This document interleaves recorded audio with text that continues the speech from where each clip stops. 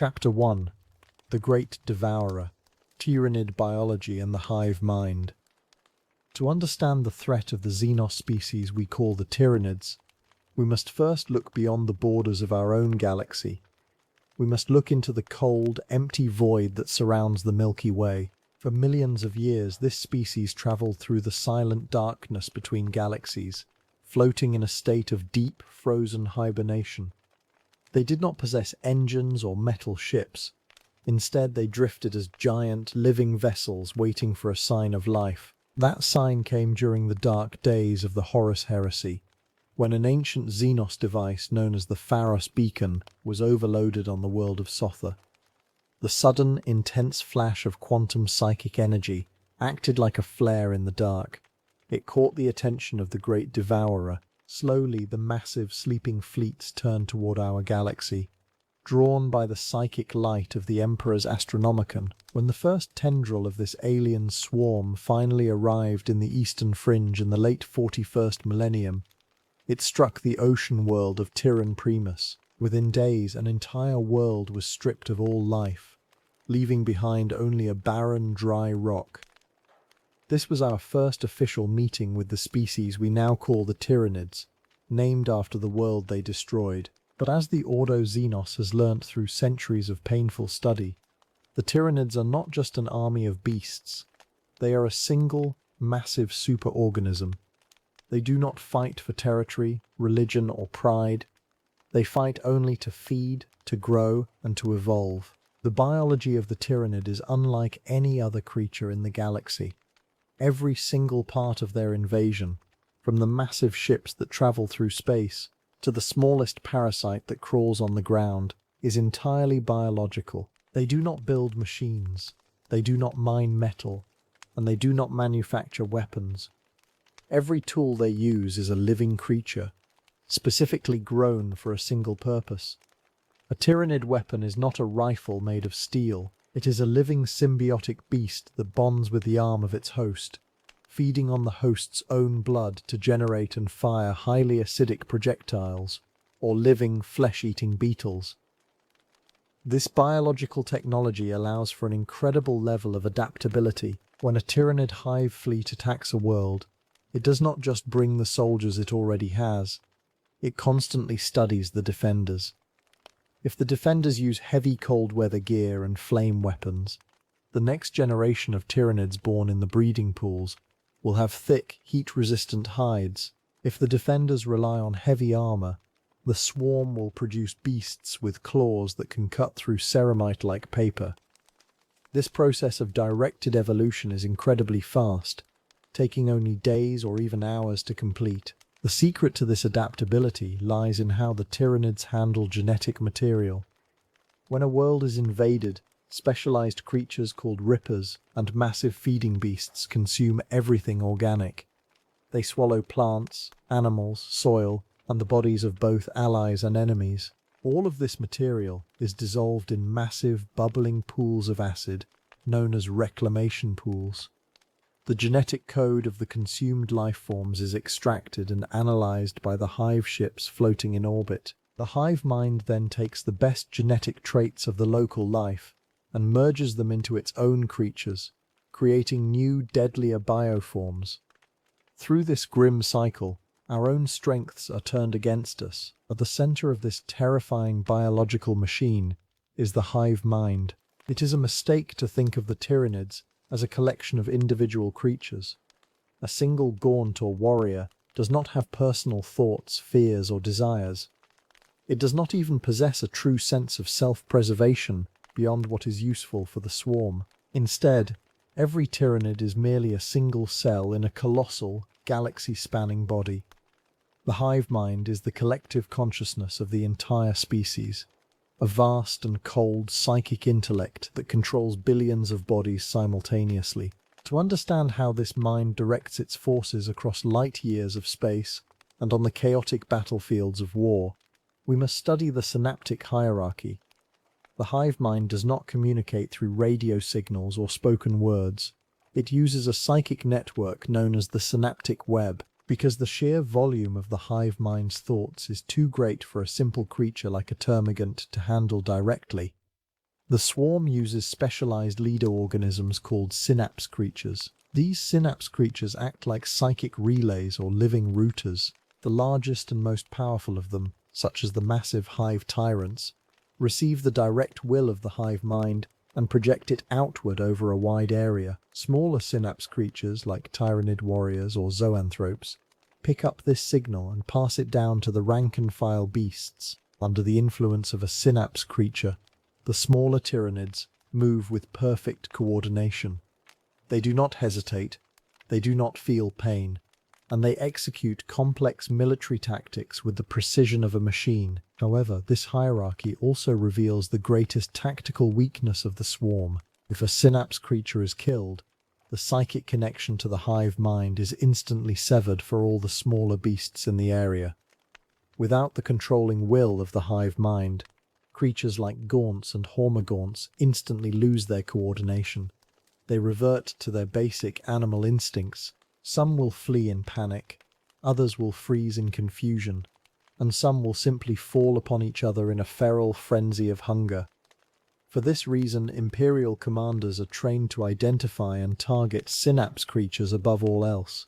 But the hive mind is well aware of this weakness, and constantly evolves heavier armor, energy shields, and dedicated guard beasts to protect its vital synaptic nodes. Perhaps the most terrifying aspect of the Tyranid threat is not the claws of the Carnifex, or the endless numbers of the swarm.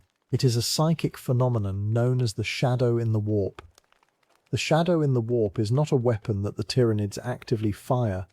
Rather, it is the natural byproduct of the billions of minds that make up the Hive fleet, all thinking and communicating at once. As a Hive fleet approaches a star system, this massive psychic noise begins to bleed into the Immaterium. The effect of the shadow in the warp is devastating. It acts like a thick, suffocating blanket of psychic static that smothers the local warp space. For the human defenders of a target world, the first sign of an incoming Tyranid invasion is often a sudden, eerie silence. Astropaths, the specialized human psychers who send messages across the galaxy, find themselves unable to scream into the warp. Their minds are filled with a deafening, scratching roar of a billion alien thoughts. Many are driven instantly insane, their brains literally burning from the strain. This psychic silence isolates the target planet completely. They cannot call for reinforcements, they cannot warn neighboring systems, and they cannot coordinate with the wider Imperium. Navigators, the mutants who guide our ships through the warp, lose their connection to the light of the Astronomicon. Ships attempting to enter or exit a system covered by the shadow are often lost in the warp, or find themselves unable to translate back into real space. A world caught in the shadow in the warp is truly alone, trapped in the dark with a predator that cannot be reasoned with. For those with active psychic abilities, such as Space Marine librarians or Eldar Farshes, the shadow in the warp is physical torture. Simply trying to draw psychic energy to cast a spell or read a mind becomes a battle for survival against the overwhelming pressure of the hive mind's collective will. It drains their strength, clouds their judgment, and fills them with a deep existential dread that can break even the strongest resolve. When we look at the Tyranids, we are not looking at a normal alien race. We are looking at a force of nature. They do not possess a homeworld we can destroy to end the threat. They do not have leaders we can negotiate with. Every hive fleet we have faced so far, Behemoth, Kraken, Leviathan, is believed to be merely the tip of a much larger finger, reaching into our galaxy from the darkness of the deep universe. As inquisitors of the Ordo Xenos, we must face the grim truth. The Tyranids are the ultimate predators. They have spent millions of years perfecting the art of consumption. Their biology is fluid, their coordination is perfect, and their arrival is preceded by a silence that freezes the soul.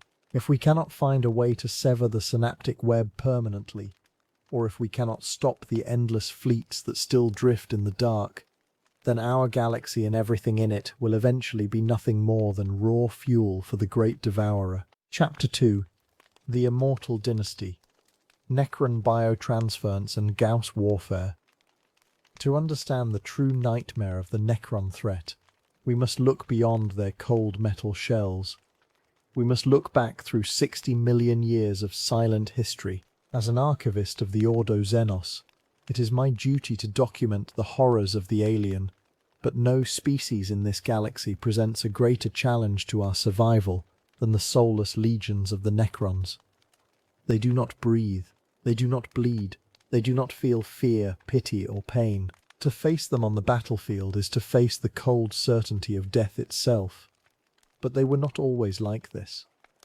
Once they were creatures of flesh and blood, and their journey from fragile mortals to immortal machines is one of the darkest tragedies in the history of the cosmos. Before they were the Necrons, they were the Necrontia.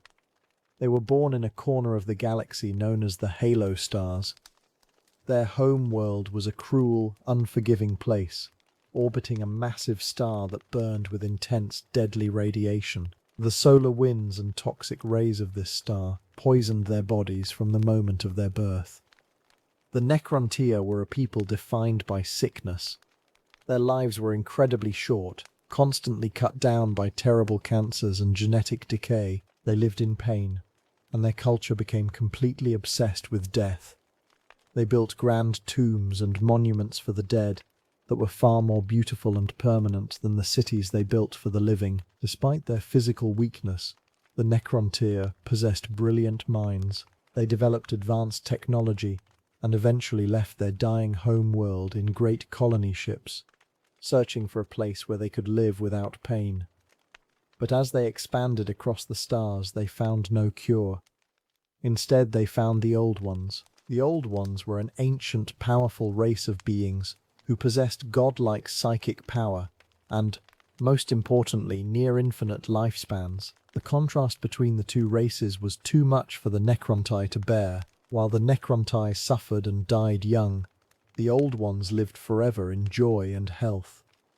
This contrast bred a deep, poisonous jealousy in the hearts of the Necrontai. They asked the Old Ones to share the secrets of long life, but the Old Ones refused. This refusal sparked a hatred that would consume the entire galaxy. The Necrontia declared war on the Old Ones, beginning a conflict known as the War in Heaven. But the Necrontia were weak, and their technology, advanced as it was, could not match the psychic mastery of their enemies. They were pushed back to the edges of the galaxy, defeated, broken, and still dying of their ancient plagues. It was during this dark hour that the Necrontia made contact with the Catan. These were ancient, godlike entities that fed on the energy of stars. The Catan had no physical bodies until the Necrontia built shells of living metal, called necrodermis, to house their immense consciousness. Among these star gods was one known as the Deceiver. The Deceiver came to the ruler of the Necrontia, the silent King Sarek, with a promise. The Catan offered the Necrontia a way to win their war against the Old Ones, and more importantly, a way to cure their diseased bodies forever. They promised absolute immortality and bodies that would never rot, never age, and never feel pain. The silent king, desperate to save his people and defeat his enemies, accepted the bargain. He did not realize that he was signing the death warrant for his entire race. What followed is a process we call biotransference. It is perhaps the most horrific event to ever occur in the history of the galaxy. Across every planet of the Necrontia Empire, massive, terrifying structures known as the Great Furnaces were constructed. These furnaces were powered by the cosmic energy of the Catan. The entire population of the Necrontia was ordered to march into these machines. The physical reality of biotransference was a nightmare beyond belief. Millions of men, women, and children were herded like cattle into the glowing green fires of the furnaces. Inside, their biological bodies were torn apart at the molecular level. Their flesh, their blood, and their bones were melted away. At the same moment, their minds and memories were scanned and transferred into new bodies made of cold silver metal. But the Catan had lied. There was a terrible price to pay for this immortality. As the flesh of the Necrontai burned in the furnaces, their souls were released. To the Catan, these souls were a delicious feast. The star gods drank in the life energy of an entire species, growing stronger and more cruel than ever before. When the Necrontai stepped out of the other side of the great furnaces, they were no longer alive. They were the Necrons. They had no souls. They had no hearts to beat, no lungs to breathe, and no tongues to taste. They were hollow, empty machines. The tragedy of biotransference was not shared equally among their society. The wealthy nobility, the lords and cryptecs, had their minds transferred into highly advanced, complex metal bodies. They retained their intelligence, their memories, and their personalities, though they were forever changed by the loss of their souls. But the common citizens, the millions of soldiers and workers, were given cheap, basic bodies. Their minds were wiped of all personality, all memory, and all free will. They became nothing more than silent, mindless robots, forced to obey the commands of their masters without question. Only a silent, internal scream remained deep within their programming, a faint echo of the living people they once were. The silent King Zarek realized his mistake the moment the process was complete. He looked upon his people and saw only a silent, soulless army. He had cured their sickness, but he had destroyed their spirits. Yet the physical power they gained was undeniable. The metal that makes up a Necron's body is known as necrodermis, or living metal. This material is not like the steel or plasteel used by the Imperium. It is a highly advanced semi-organic alloy that possesses a form of artificial life. Necrodermis is incredibly dense and can resist heavy weapon fire, extreme heat, and the vacuum of space. But the most terrifying feature of necrodermis is its ability to self-repair. When a Necron is hit by a bolt shell or a plasma blast, the metal does not simply break. It behaves almost like liquid. The edges of the wound will flow back together, knitting the metal flesh back into a perfect, seamless form in a matter of seconds. If a limb is severed, the Necron can simply pick it up and reattach it, the metal fusing instantly. Even if a Necron is blown to pieces on the battlefield, it is rarely truly destroyed. When the damage to a Necron body is too severe for immediate repair, a built-in emergency system activates. The remains of the machine are wrapped in a green flash of light and teleported away. They are sent back to their underground tomb worlds, deep beneath the surface of distant planets, where advanced systems repair them to perfect condition.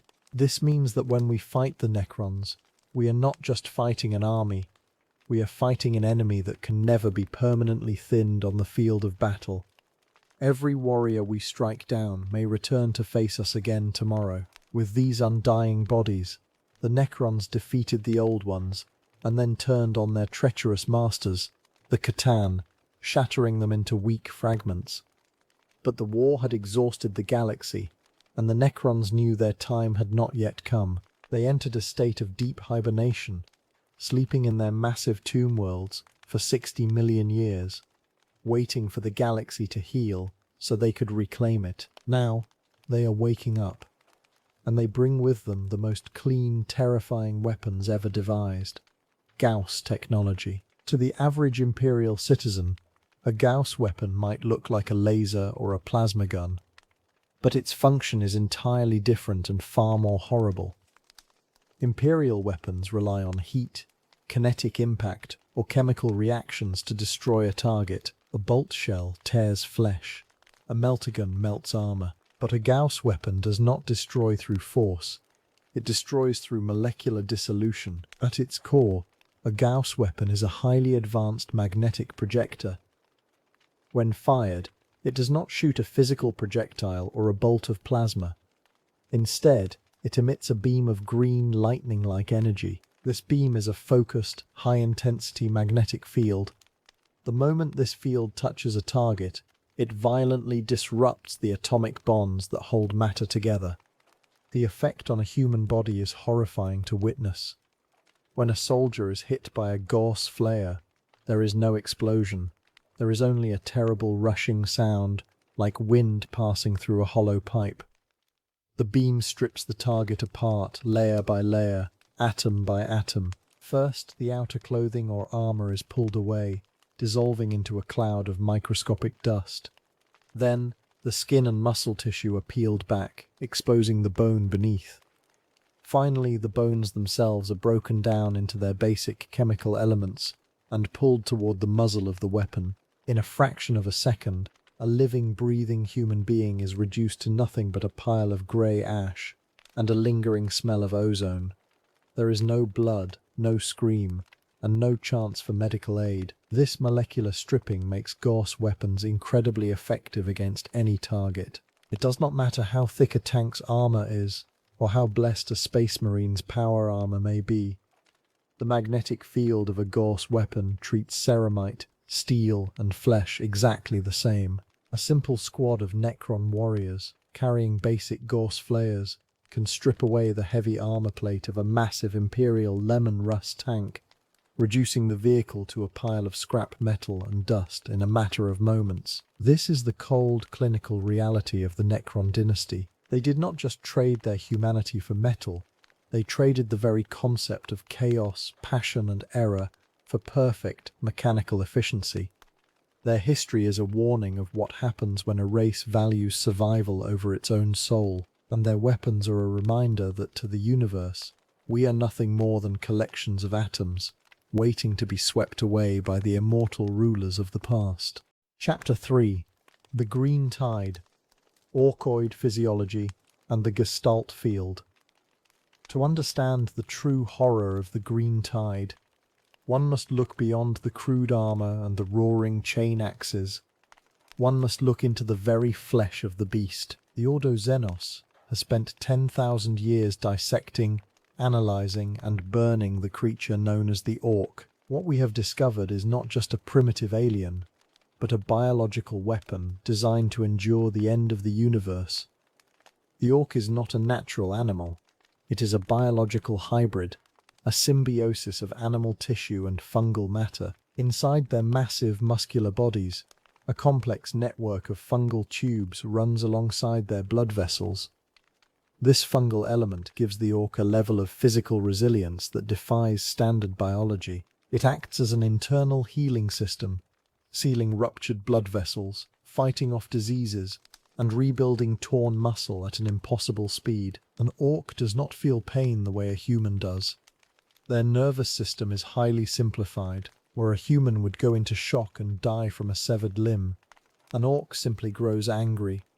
Our agents have observed Orks continuing to fight even after losing half of their torso. In many cases, if an Ork's head is severed from its body, a crude surgeon known as a pain boy can simply stitch it onto a completely different Ork body. Within days, the fungal fibers and blood vessels fuse together, and the creature returns to the battlefield. This makes them incredibly difficult to kill with conventional weapons. But the most terrifying aspect of Ork biology is not their survival, but how they multiply.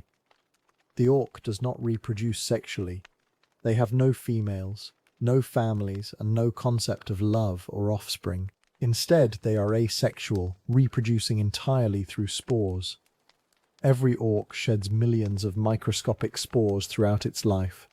They release them when they sweat, when they fight, and most of all when they die. When an Ork is slain on the battlefield, its body ruptures, releasing a massive cloud of spores into the air and soil. These spores are incredibly tough. They can survive extreme heat, freezing cold, and the vacuum of space. They drift on the wind, settle into the dirt, and begin to grow. Once a spore lands in a suitable environment, it grows into an underground network of fungal roots. This network does not just produce more Orks, it produces an entire self-sustaining ecosystem. First, the fungi grow, creating edible mushrooms that can sustain Orkoid life. Then, the smaller creatures emerge from subterranean cocoons. First come the snotlings, tiny and weak, who tend to the fungal gardens. Next are the Gretchen, larger and more clever, who act as servants, builders, and scavengers. Finally, the squigs emerge. These are bizarre, fleshy beasts that serve as food, war beasts, and tools. Only when this ecosystem is established do the Orks themselves begin to claw their way out of the earth. They do not emerge as infants. They are born fully formed, with their minds already packed with genetic memories. They do not need to be taught how to speak, how to fight, or how to build crude weapons. They are born knowing how to do these things because the knowledge is hard-coded into their DNA. This means that if a single orc steps foot on a fertile planet, that planet is forever infected, even if the local defense forces wipe out every single orc on the surface. The spores left behind in the soil will hatch years later. A new generation of greenskins will rise from the forests and deserts to wage war again, to truly cleanse a world of the orc threat.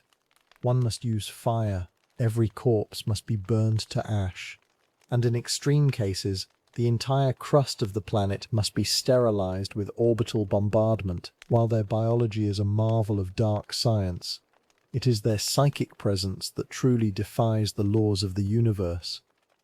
This is the phenomenon we call the Wa. It is a collective, unconscious psychic field generated by every living Orkoid. When orcs gather in small numbers, this field is weak. It might do nothing more than make them feel more aggressive.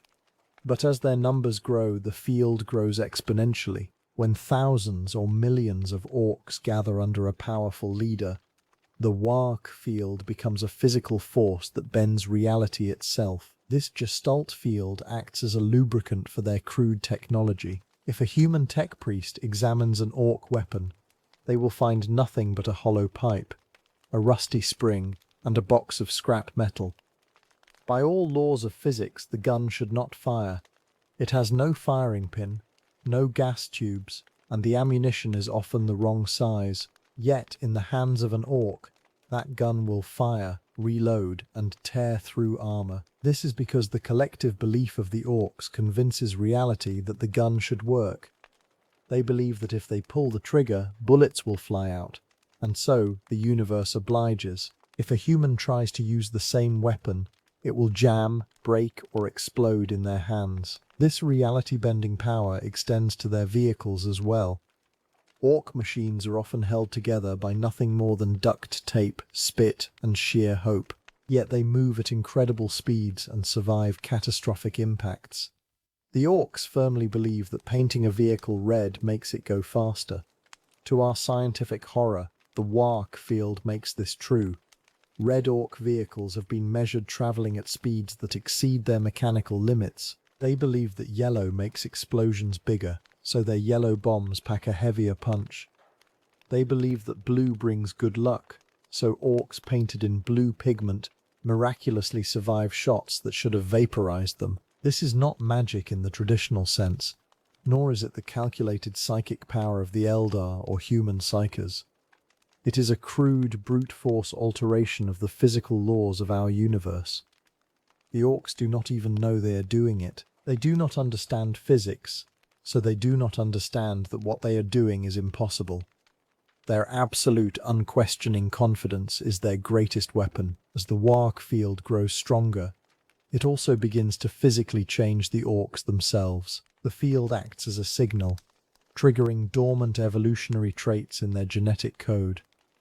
The orcs begin to grow larger, denser, and more aggressive. An orc who has spent decades fighting in a massive wark can grow to twice the size of a normal greenskin, their muscles hardening like steel and their bones thickening to resist heavy weapons fire.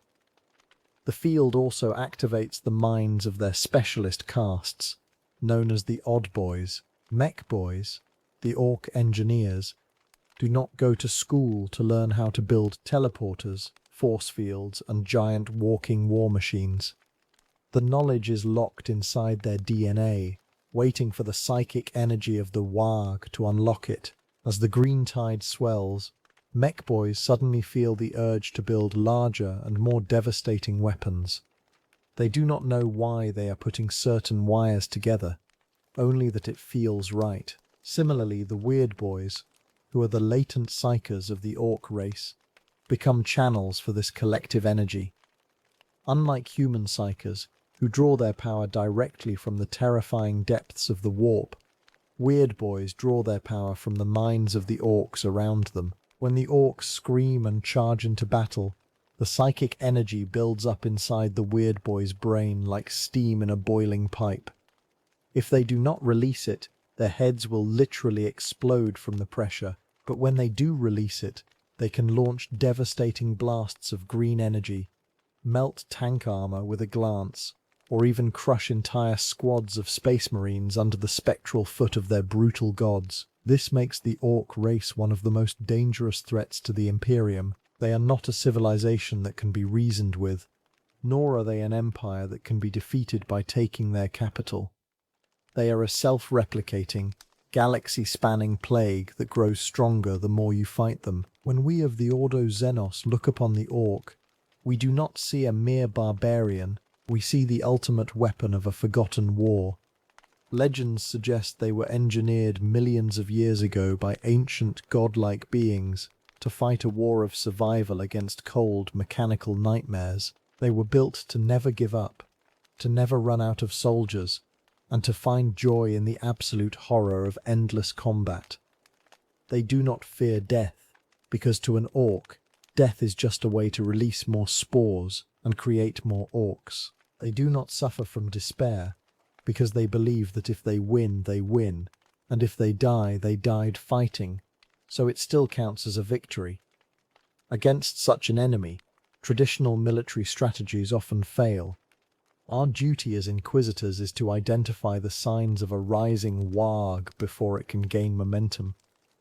We must hunt down the largest war bosses, for without a powerful leader to unite them, the Orcs will turn on themselves, fighting over who is the biggest and strongest. By eliminating their leaders, we can shatter the warg field, causing their crude weapons to jam, their vehicles to break down, and their armies to dissolve into mindless infighting. But we must never grow complacent.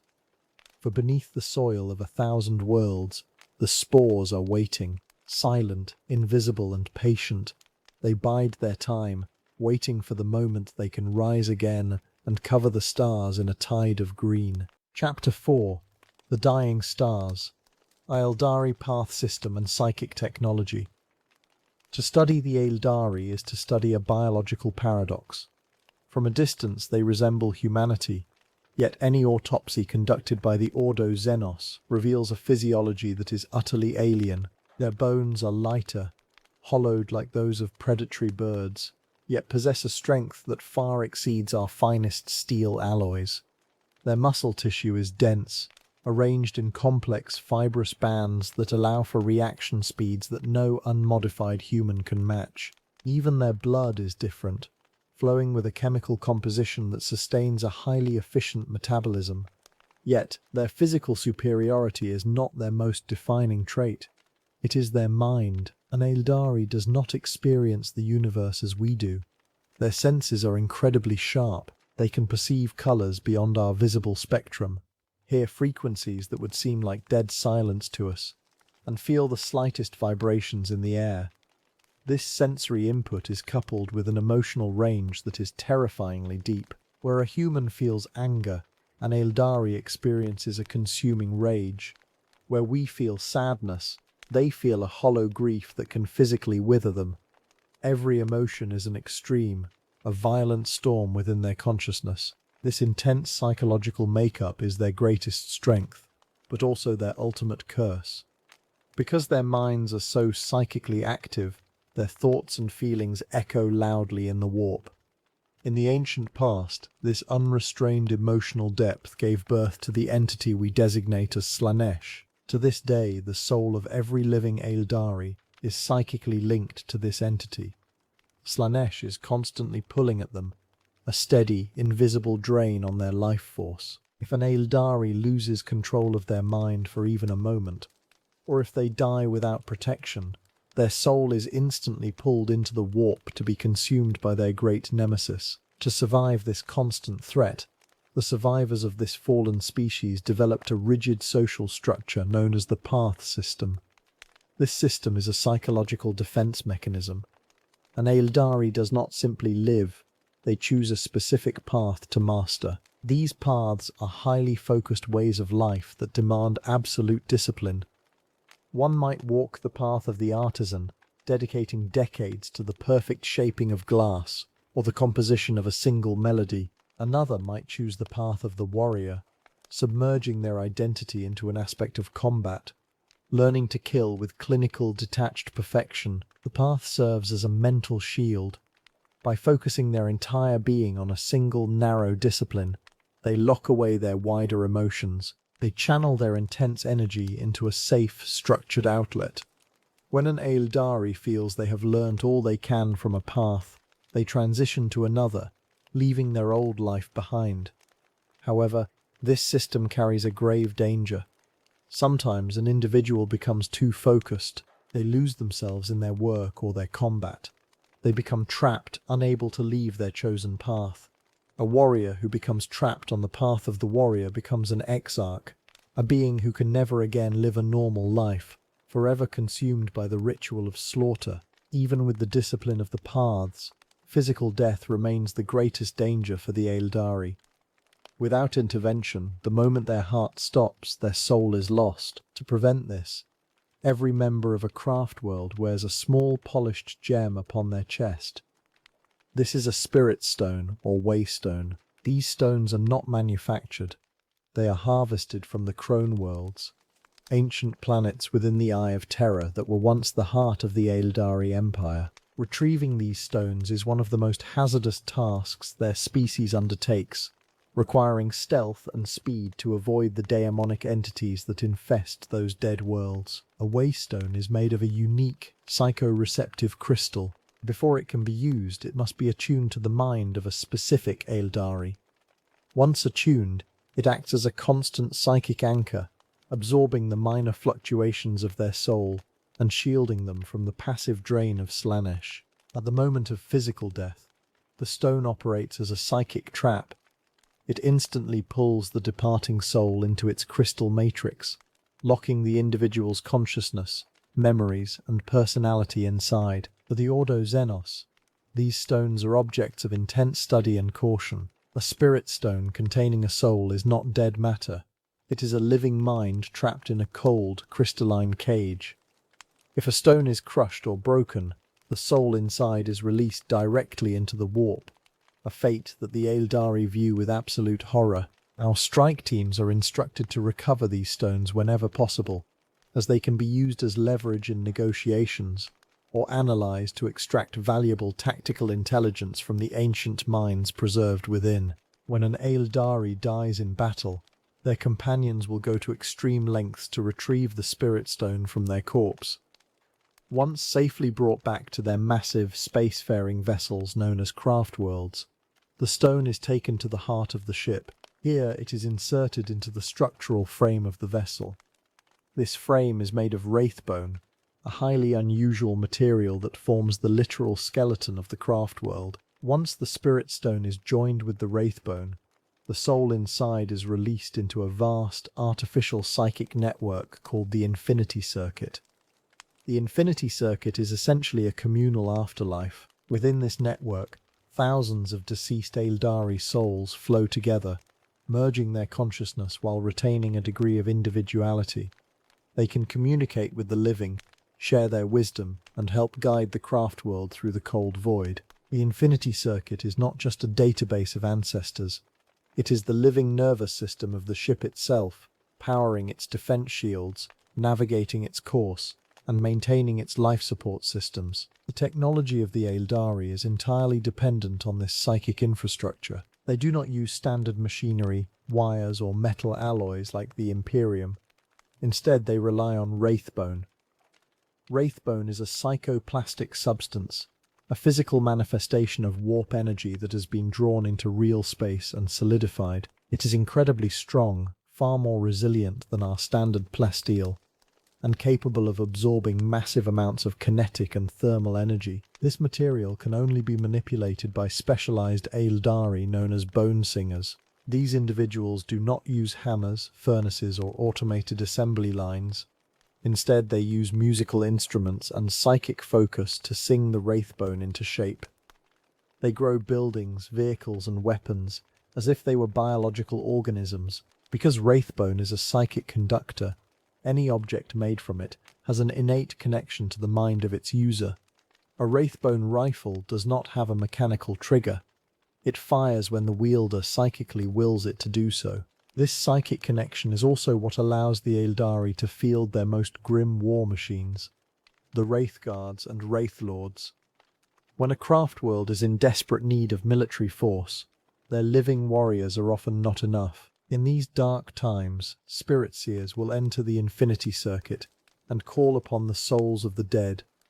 They extract a Spirit Stone from the circuit and place it into a robotic shell constructed from Wraithbone. The deceased soul inside the stone animates the shell. To the soul, the real world appears like a blurry, shifting dream, and they rely on the guidance of living Spirit Seers to target their enemies.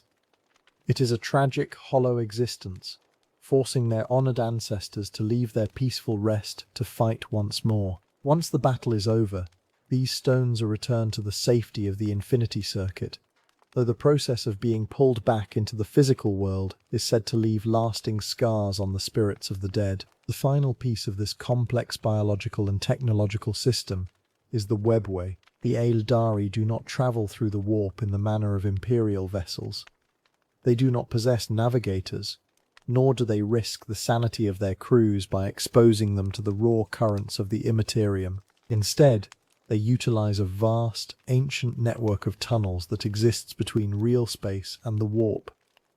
The webway is a labyrinth of psychic pathways, protected by ancient wards and lined with wraithbone-like structures that repel the warp entities outside. It allows the Aeldari to travel across the galaxy in a matter of hours or days, bypassing the immense distances of real space entirely. However, the webway is not as secure as it once was. During the fall of their civilization, large portions of the network were shattered, flooded with demons, or sealed off forever. Many paths are now dead ends, leading to ancient ruins or directly into the jaws of waiting horrors. For our commanders, understanding this complex web of biology, psychology, and technology is critical. When fighting the Aeldari, we are not merely fighting physical soldiers. We are fighting a species that operates on a completely different emotional and psychic frequency. Their movements are guided by the predictions of their psychic seers. Their weapons are powered by their thoughts, and their fallen warriors continue to fight from beyond the grave. To defeat them, we must exploit their rigid adherence to their paths. If we can disrupt their focus, or force them into situations where their emotions overwhelm them, their discipline will shatter. Furthermore, targeting their spirit stones is a highly effective psychological weapon. The mere threat of having their souls exposed to the warp can force an Aeldari commander to make reckless mistakes or retreat from an otherwise winnable battle. They are a fragile, dying species, holding onto the remnants of their ancient power with a desperate, white-knuckled grip, terrified of the silent void that waits to consume them. Chapter 5: The Dark Kin. Drukhari Sadism and the Haemonculi Covens. To understand the Drukhari, one must first abandon the concept of malice as a simple moral failing. For the denizens of the dark city of Commorragh, cruelty is not a choice, nor is it a mere cultural preference. It is a biological and metaphysical necessity. They are a species of psychic parasites, forced to feed on the suffering of other living things to prevent their own souls from being slowly drained into the void. This constant state of spiritual decay is the legacy of their ancient history, a curse they must manage every second of their lives. When the ancient empire of the Aeldari collapsed under the weight of its own excess, it gave birth to a monstrous entity in the warp, which the survivors call She Who Thirsts. While the craft-world Aeldari protect themselves using spirit stones, and the Harlequins find safety under the protection of their laughing god, the Drukhari chose a different path. They fled deep into the webway, a labyrinth of hidden pathways between the physical world and the warp. Yet even there, they could not escape the pull of the newborn god. Every Drukhari is born with a spiritual wound. From the moment of their birth, their soul slowly leaks away, flowing steadily into the maw of the entity that seeks to consume them. Left alone, a Drukhari will quickly wither, their skin becomes grey and dry, their eyes grow dull, and their minds descend into madness as their life force ebbs away. To halt this process, they must find a way to patch their leaking souls. They discovered that the psychic resonance of extreme suffering acts as a shield and a source of renewal. This process is not a literal consuming of another creature's soul.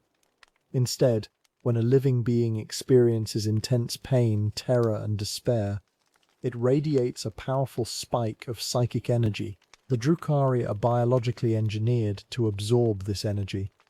By standing in the presence of agony, they siphon this emotional broadcast. It acts like a powerful medicine, repairing their cellular structure, restoring their youthful appearance, and temporarily plugging the hole in their spirit. A Drukhari who has recently fed on suffering is a terrifying sight.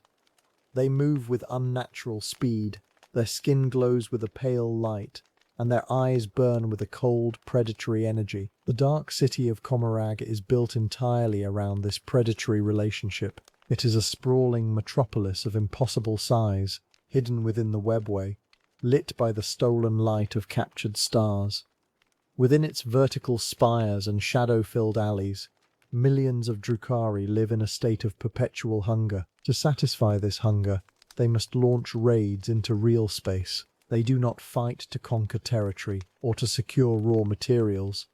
They fight to harvest living minds and bodies. Human colonies, alien outposts, and imperial worlds are all viewed as mere livestock, waiting to be gathered and brought back to the torture chambers of the Dark City. While every Drukhari understands how to draw sustenance from pain, the true masters of this process are the Haemonculi Covens. The Haemonculi are the ancient scientists, bioalchemists, and flesh sculptors of Commorragh. They are incredibly old, having survived for thousands of years by refining the art of torment into a precise and mathematical science. Over the centuries, their own bodies have withered beyond the help of simple rejuvenation. They often appear as pale, skeletal figures, floating above the ground on anti-gravitation harnesses, their bodies modified with extra mechanical limbs, glowing chemical vials, and surgical tools. The Covens operate in the deep, dark underbelly of Commorragh. In these silent laboratories, the Haemonculi conduct experiments that defy the laws of nature and biology. To them, the living body is not a sacred temple, but a collection of clay to be reshaped, rewritten, and repurposed. They can keep a victim alive in a state of unimaginable agony for centuries, splitting their nervous system across multiple chambers, or keeping their brain active while their body is transformed into living furniture. The goal is always the same: to maximize the output of suffering, creating a steady stream of psychic energy to feed themselves and their wealthy clients. The most vital service the Haemonculi provide to Drukhari society is the process of resurrection. Because the Drukhari do not have spirit stones, a physical death usually means eternal damnation, as their soul is instantly pulled into the warp and consumed. To avoid this fate, wealthy Drukhari, such as the Archons of the Cabals, enter into contracts with the Haemonculi Covens. Before going to battle, a warrior will leave a small piece of their own flesh, such as a finger or a sliver of bone, in the care of a homunculus. If the warrior is killed in battle, their allies will attempt to recover this tissue sample and return it to Commorragh. The Haemonculus then places the flesh remnant inside a specialized growing chamber, often called a resurrection vat.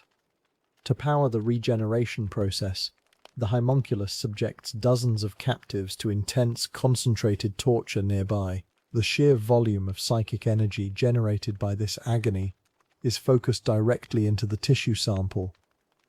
This psychic energy acts as a powerful magnetic beacon, reaching out to the dying soul as it slides toward the warp. It pulls the soul back, anchoring it to the physical world once more. Under the influence of this energy, the flesh remnant begins to grow at an incredible rate. Bones, organs, and skin reform over the course of days or weeks. When the process is complete, the warrior steps out of the vat, fully restored to life, though often carrying the psychological scars of their brief brush with the void. This process of resurrection is not without risk.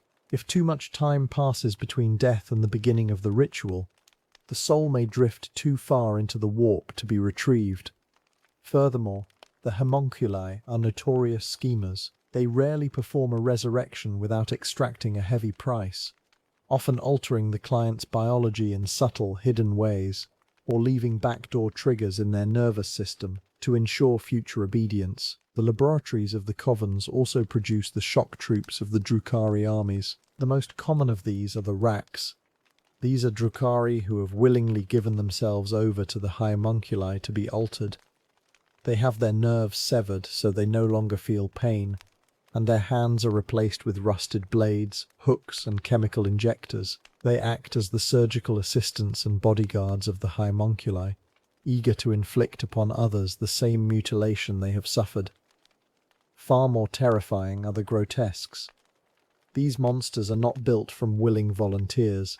Instead, they are created from captured prisoners of other races, most often humans. The Haemonculi take these victims and pump them full of growth elixirs, mutagenic steroids, and black market chemicals. Their bodies swell to monstrous proportions, their muscles tearing and reforming into grotesque shapes.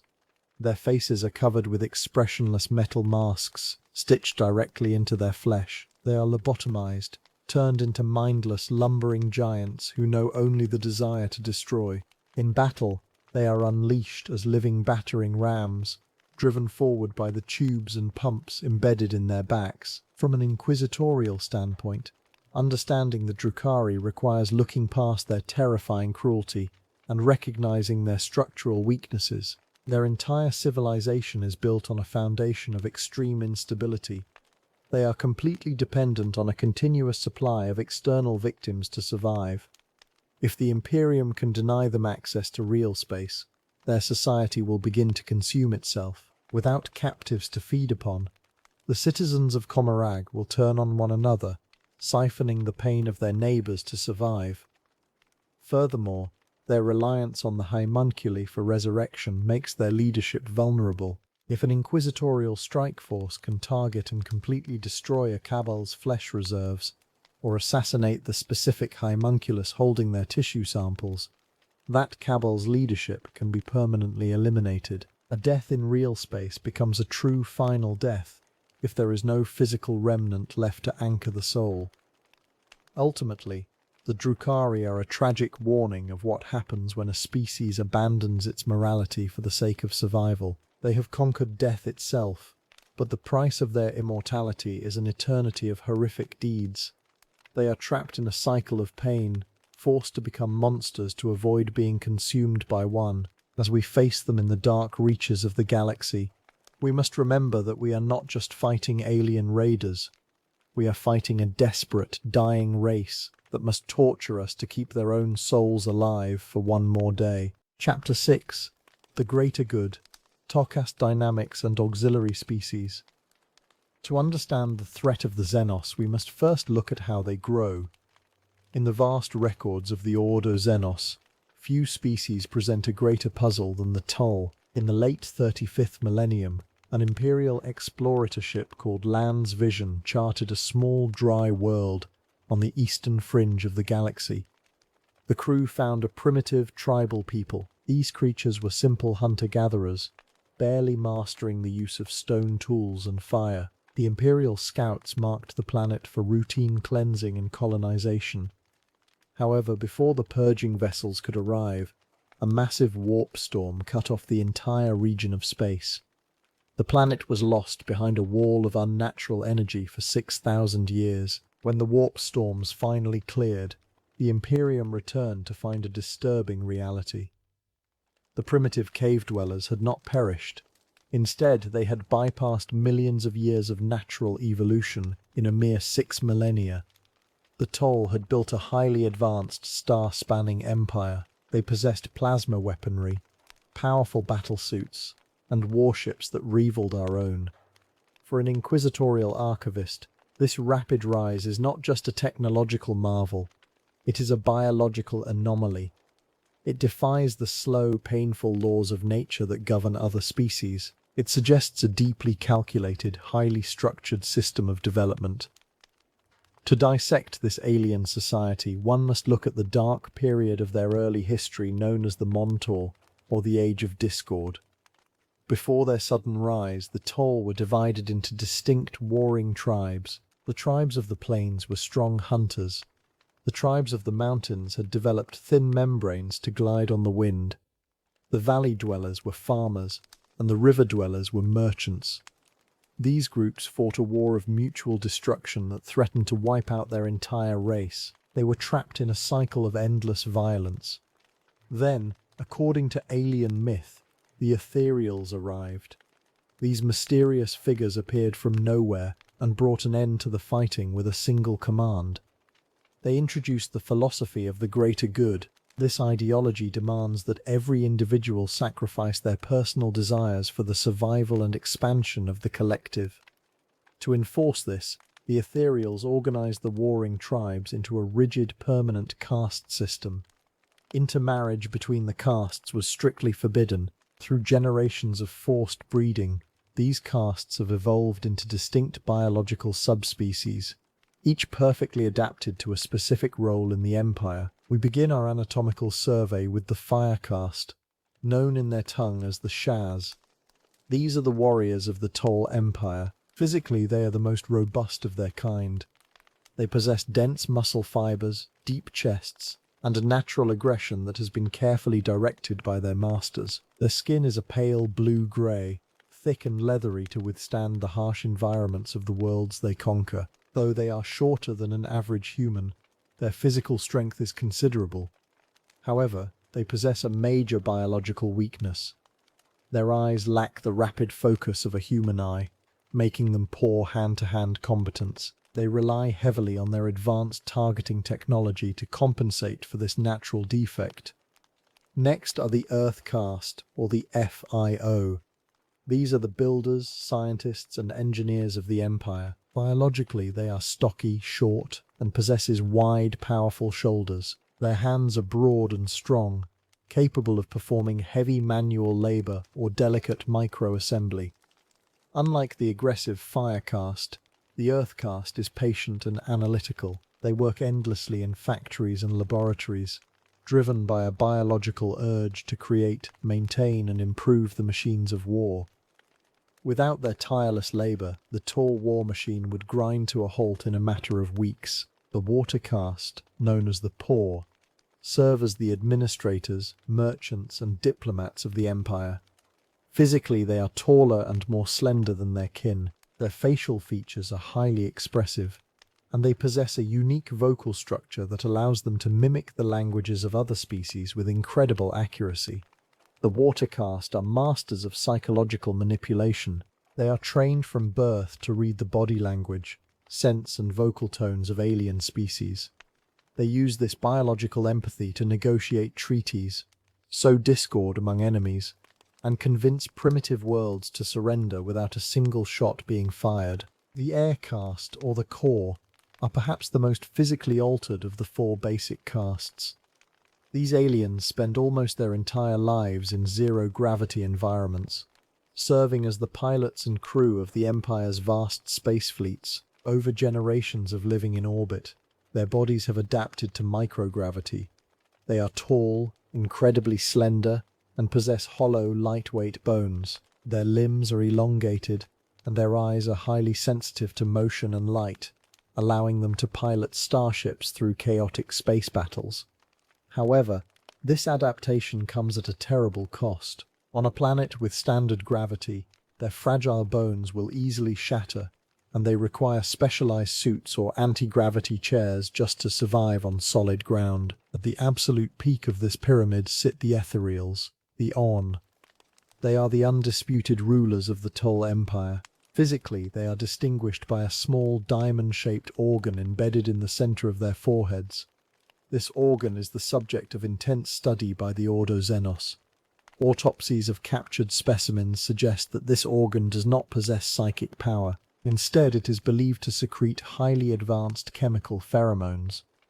These pheromones, combined with a subtle vocal frequency, allow the Ethereals to exert total, unquestioning control over the other castes. A single word from an ethereal can compel a fire caste warrior to end his own life, or force an entire army to march into certain death without hesitation. It is a biological dictatorship disguised as a peaceful philosophy, but the Tall do not rely on their own species alone. As their empire expands, they actively recruit, assimilate, and manipulate auxiliary alien species to fight their wars and build their colonies. The most prominent and dangerous of these auxiliary species is the Kroot. The Kroot, classified by our scribes as Krutis aviana, are a tall avian-derived species originating from the jungle world of Pech. They are lean, wire-muscled bipedal predators with tough, leathery skin covered in sharp, quill-like sensory organs. Their heads are crowned with these quills, which can detect subtle changes in wind, temperature, and even the chemical pheromones of prey. Their hands and feet end in sharp, curved claws, allowing them to climb through the dense canopy of their homeworld with terrifying speed. The most horrifying aspect of Kroot biology is their digestive system. A Kroot possesses a highly adaptive stomach that can break down almost any organic matter, including deadly toxins and alien pathogens. More importantly, their digestive tract is capable of extracting the genetic information, the very DNA, of the prey they consume. When a Kroot eats the flesh of a fallen enemy, their body processes the genetic material and integrates desirable traits into their own offspring. This process is not random. It is carefully guided by tribal leaders known as Shapers. The Shaper acts as a biological director for the kindred.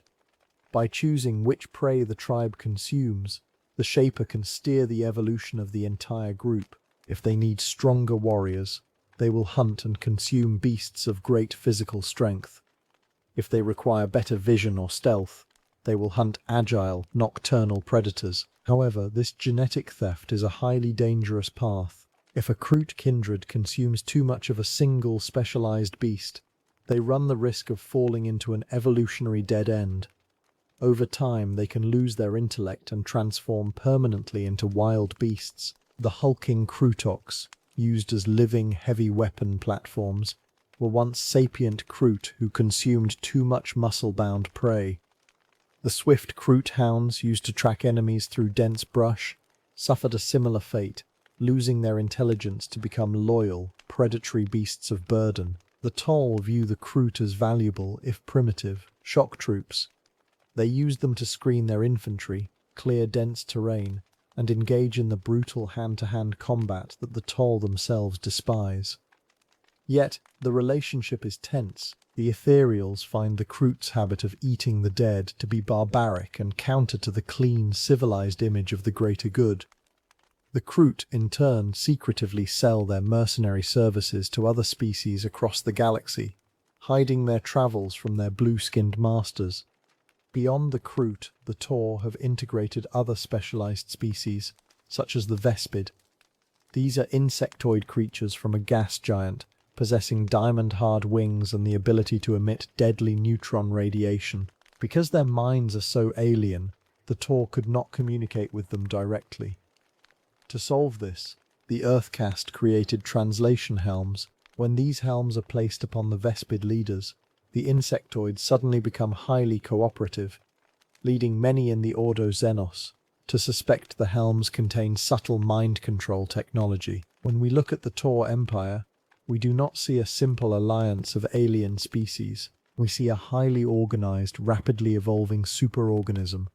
Each caste acts as an organ, and each auxiliary species acts as a specialized tool, all directed by the iron will of the Ethereals. They represent a quiet, creeping cancer on the eastern borders of the Imperium. They do not seek to destroy humanity through mindless rage, but to dissect us, absorb us, and erase our identity in the name of their collective machine.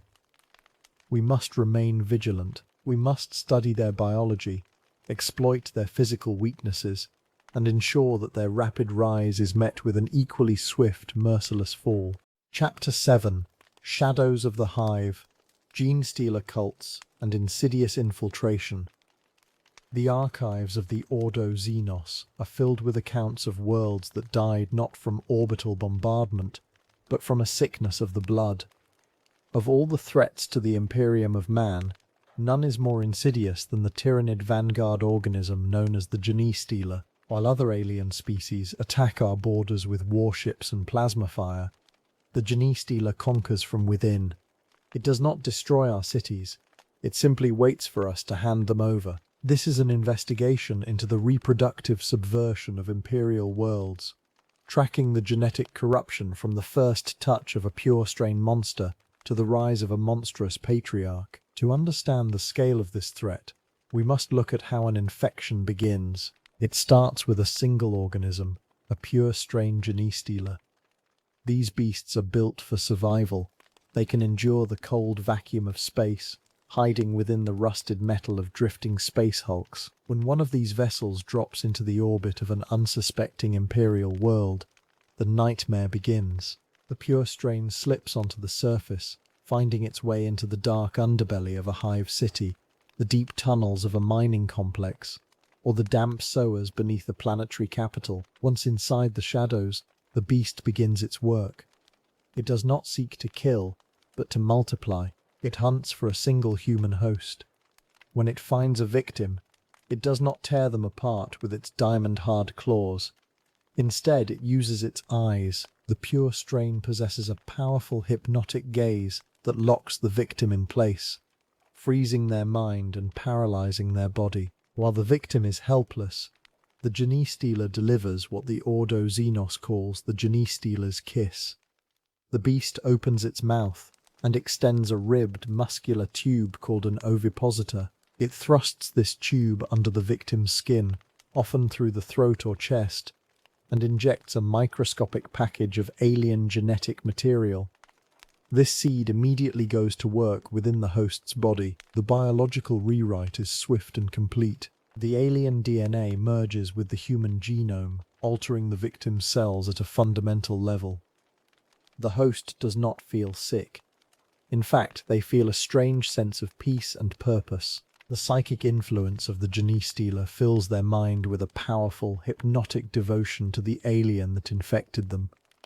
They perceive the monster not as a horror, but as a beautiful messianic savior. The victim returns to their normal life with no memory of the attack, but their mind is no longer their own. They are now a member of the brood, driven by an overwhelming urge to breed and protect their new family. When the infected host reproduces with a normal human, the result is the first generation of hybrids, known to our biologists as the mailing Nasi. These offspring are grotesque, terrifying monsters that bear almost no resemblance to their human parents. They are born with 4, 5, or even 6 limbs. Their skin is a mottled purple or blue. Their heads are bulbous and hairless, and their hands end in sharp, alien claws. To any normal human, these babies are demons. Yet, due to the psychic web that binds the family, the parents see only perfection. They will protect these monstrous infants with their lives, hiding them in dark basements, deep sewers, or abandoned tunnels. These first-generation hybrids cannot blend into human society. They are too monstrous, driven by pure animal hunger and the instinct to serve the brood.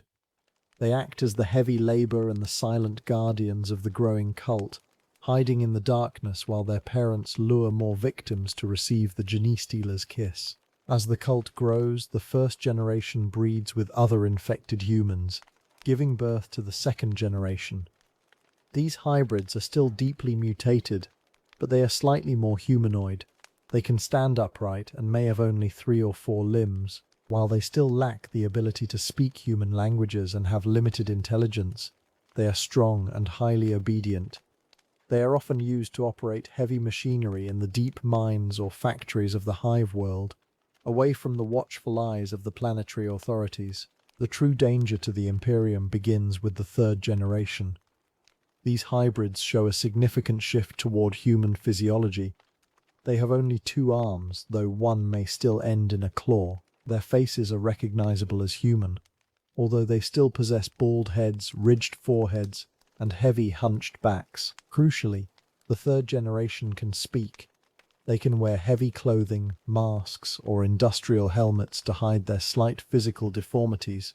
Under the guise of simple laborers, miners, or factory workers, they begin to move through the lower levels of imperial society. They form secret clubs, fraternal lodges, and underground religious movements, slowly spreading their influence among the poor and the downtrodden. By the fourth generation, the genetic camouflage is nearly perfect. These hybrids look almost entirely human. They have normal skin tones, human features, and can easily walk through the high spires of our cities without raising suspicion. They do not have extra limbs or claws. They are highly intelligent, charismatic, and capable of deep cunning. These fourth-generation hybrids are the perfect infiltrators. They join the planetary defense forces, the local police, the trade unions, and even the ranks of the Adeptus Ministorum. They become clerks, officers, and priests, slowly gaining access to the planet's vital infrastructure, communications, and defense systems.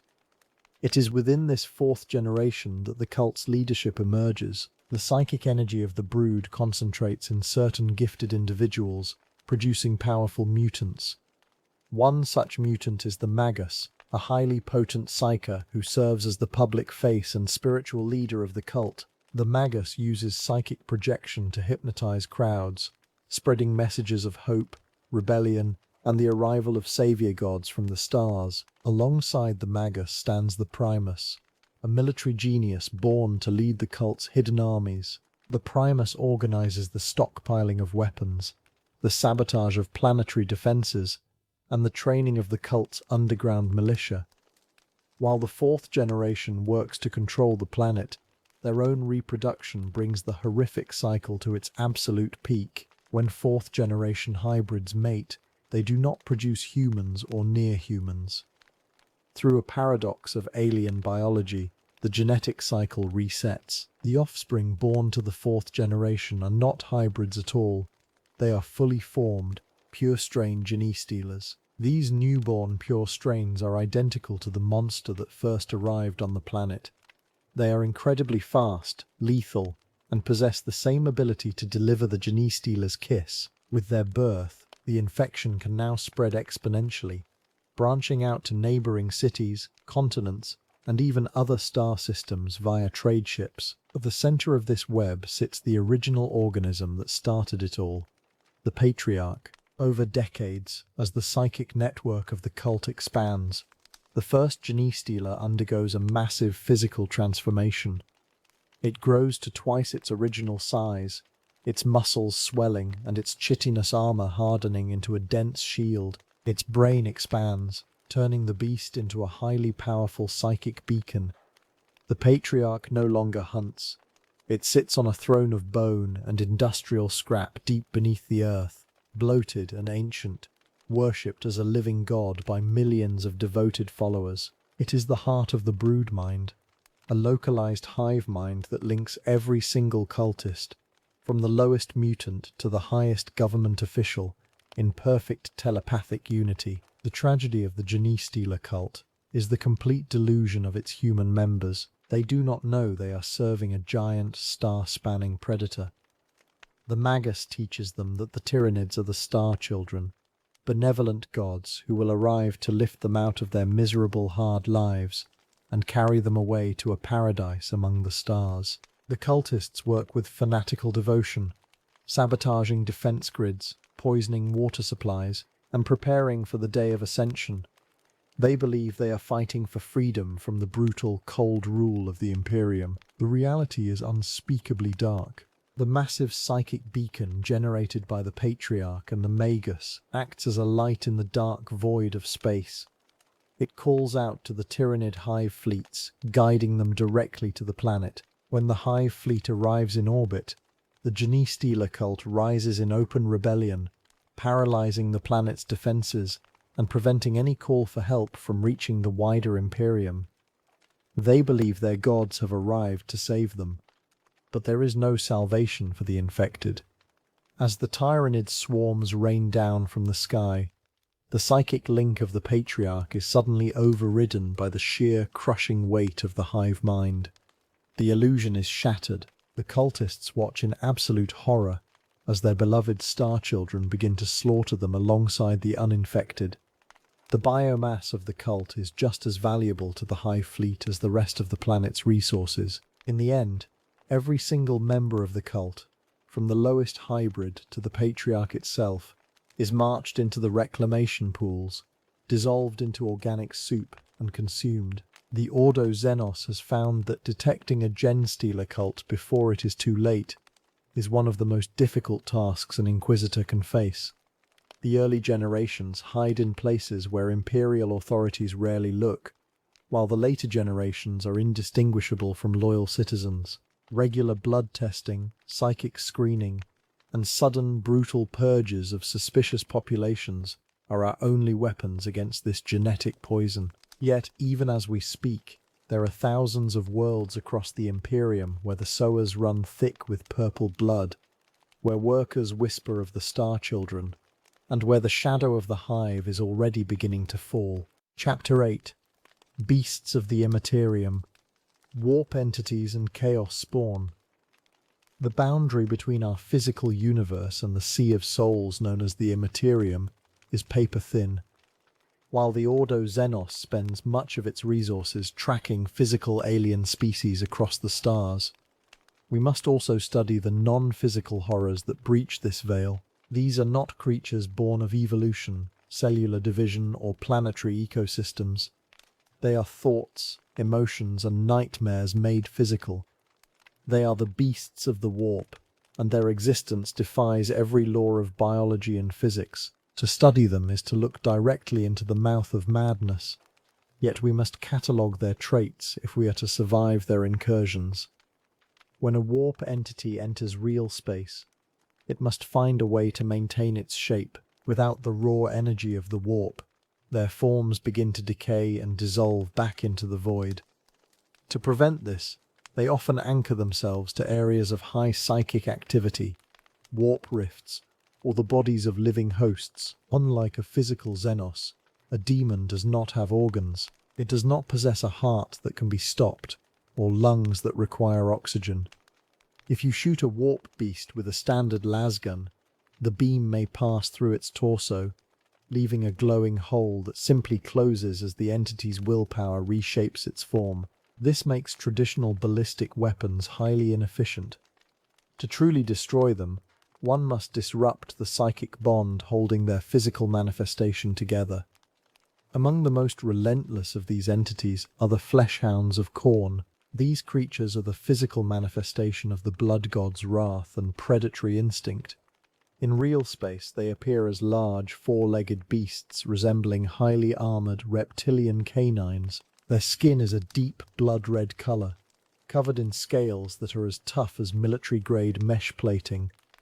Along their spines, sharp bone ridges and metal spikes protrude, and their heads are crowned with wide, horn-like crests. They do not possess eyes in the traditional sense, yet they see their prey with absolute clarity, tracking the psychic scent of fear and blood across vast distances. A fleshhound does not hunt for food, as it has no digestive system. It hunts purely for the joy of the chase and the slaughter that follows. Once a hound is given the scent of a victim, it will never stop. It can run for days without slowing, its claws ripping through concrete and steel as easily as soil. When they close in on their prey, they release a bone-chilling howl that can paralyze a soldier with terror. Their jaws are lined with rows of jagged, brass-hard teeth, capable of snapping a space marine's armor. Their blood is a thick, boiling black fluid that smells of sulfur and old copper. The most dangerous feature of the fleshhound is the heavy collar worn around its neck. Known as the Collar of Khorne, this artifact is forged from brass in the depths of the warp. The collar acts as a powerful void anchor that absorbs and neutralizes psychic energy. If a battle psychic attempts to project a warp bolt or create a protective shield near a fleshhound, the collar glows with a dull heat, instantly draining the local psychic field.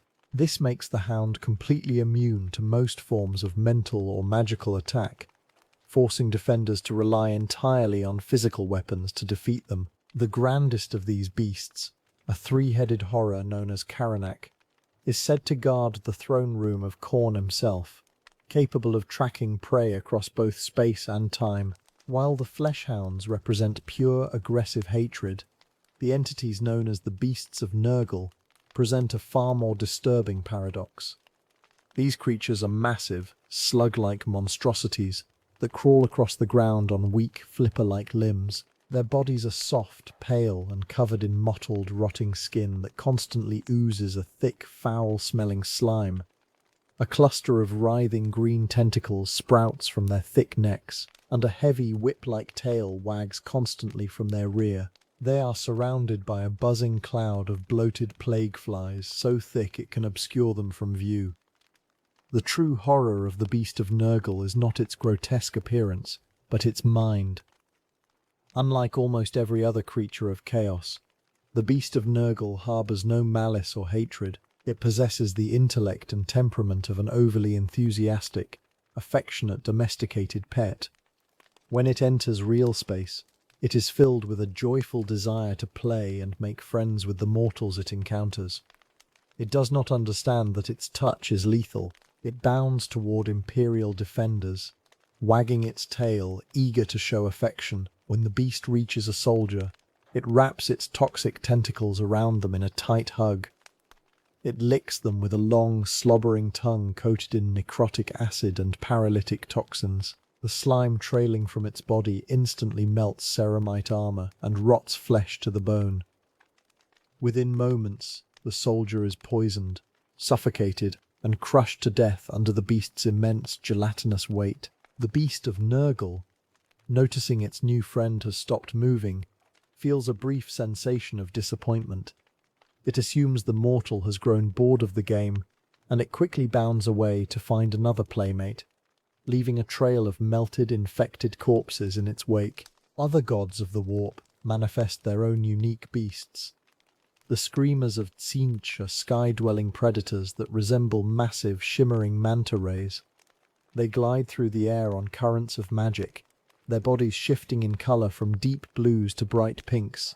They have no eyes or legs, only a wide, tooth-filled mouth, and a long, whip-like tail tipped with a sharp blade. They hunt in packs, diving from the clouds to slice through aircraft and infantry with their razor-sharp wings, which can cut through tank armour like paper. The fiends of Slaanesh are perhaps the most unsettling of all. They are bizarre hybrids of reptile, insect, and human anatomy.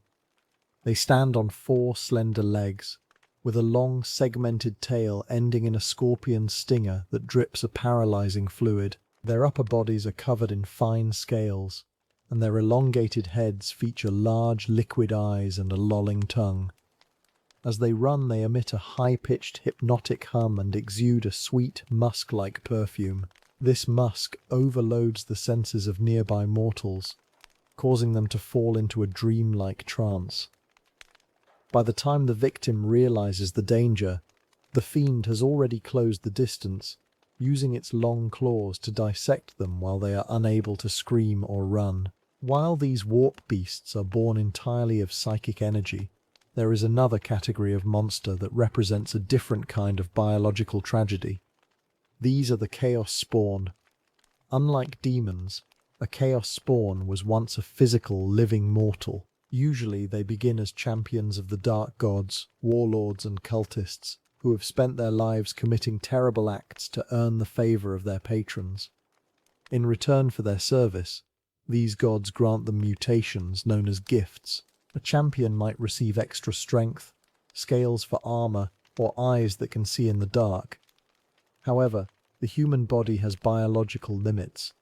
It is a fragile vessel, designed to hold a specific genetic blueprint. If a champion receives too many mutations too quickly, or if their patron god becomes bored and floods their body with raw warp energy, the physical form collapses. The genetic code is completely shattered. Within minutes, the champion undergoes a rapid, agonizing physical breakdown, transforming into a mindless, writhing mass of mutated flesh. The physical description of a chaos spawn is impossible to standardize, as no two are identical. When the transformation occurs, bones melt and fuse in unnatural shapes. Muscle tissue swells to 10 times its original size, tearing through skin and armor alike. Limbs multiply, with crab-like claws, insectoid legs, and human arms bursting from the torso in random locations.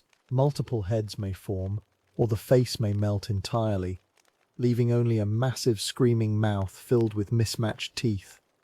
Eyes of different shapes and sizes open across the shoulders, back, and limbs. The intellectual and spiritual destruction is even more complete than the physical one. The mind of the former champion is wiped clean of all memory, logic, and humanity. They are reduced to a state of permanent, agonizing madness, driven entirely by raw survival instincts and the intense pain of their own shifting bodies. They can no longer speak, only emit horrifying, wet gurgles and high-pitched shrieks. The most tragic aspect of the Chaos Spawn is that a small fractured piece of the original mortal's soul often remains trapped deep inside the monster, fully conscious of its horrific state, but entirely unable to control the shifting mass of flesh.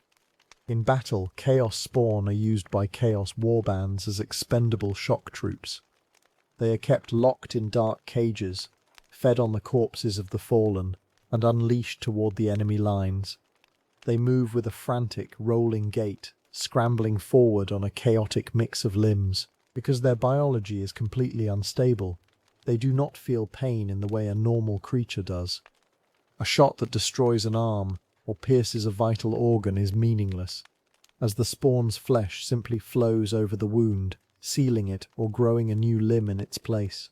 To kill a Chaos Spawn, one must completely incinerate the body, or use heavy explosive ordnance to blow the creature into pieces too small to regenerate. For the Ordo Xenos, these creatures represent the ultimate threat to the genetic purity of mankind. They are proof that the warp is not just a place of spirits, but a corrupting force that can physically rewrite biological life, turning a proud human warrior into a gibbering, mindless abomination in a matter of seconds. The protocols for dealing with both warp beasts and Chaos Spawn are clear. There can be no containment, no study of living specimens, and no mercy.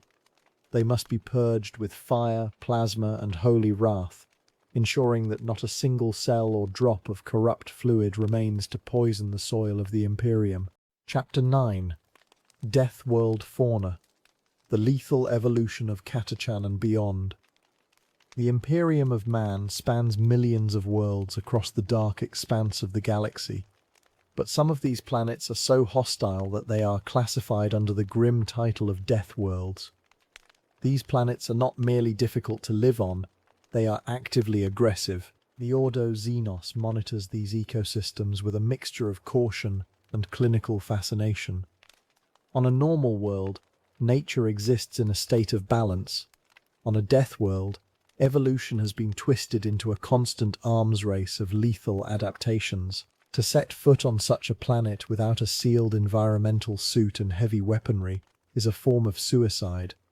The plants, the animals, and even the microorganisms have evolved with only one purpose: to kill, consume, and reproduce at any cost. Perhaps the most famous and terrible of these worlds is Catachan.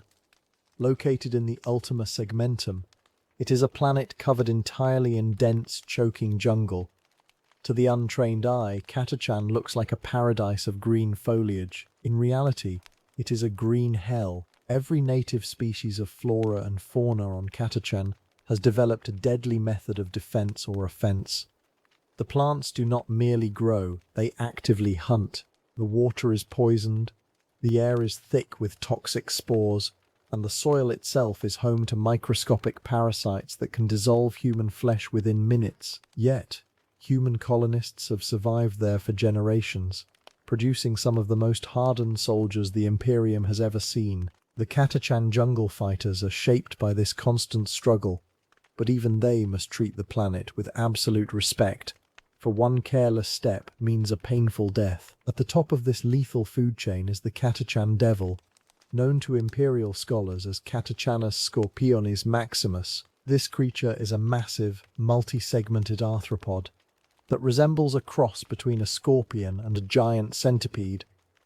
A mature devil can grow to the size of an Imperial tank, its body protected by thick, overlapping plates of natural armor that can easily deflect small arms fire. It moves with a terrifying, skittering speed on dozens of powerful legs, allowing it to burst from the dense undergrowth to ambush its prey. It is equipped with 2 massive front claws capable of crushing steel, and a long, flexible tail tipped with a venomous stinger that can liquefy human organs in seconds. Xenobiologists of the Adeptus Mechanicus have long studied the Catachan devil, and their findings are deeply unsettling. Several Magos biologists have pointed out striking biological similarities between the devil and the vanguard organisms of the Tyranid hive fleets.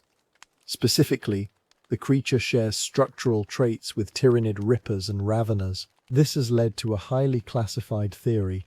The Catachan devil may be the descendant of an ancient Tyranid invasion force that was cut off from the hive mind thousands of years ago. Left to its own devices, the species adapted to the brutal environment of Catachan, losing its connection to the collective consciousness, but retaining its insatiable hunger and biological efficiency. If this theory is correct, it means the galaxy was touched by the Tyranid threat long before the first official contact was recorded by the Imperium. Despite their size, Catachan devils are masters of stealth.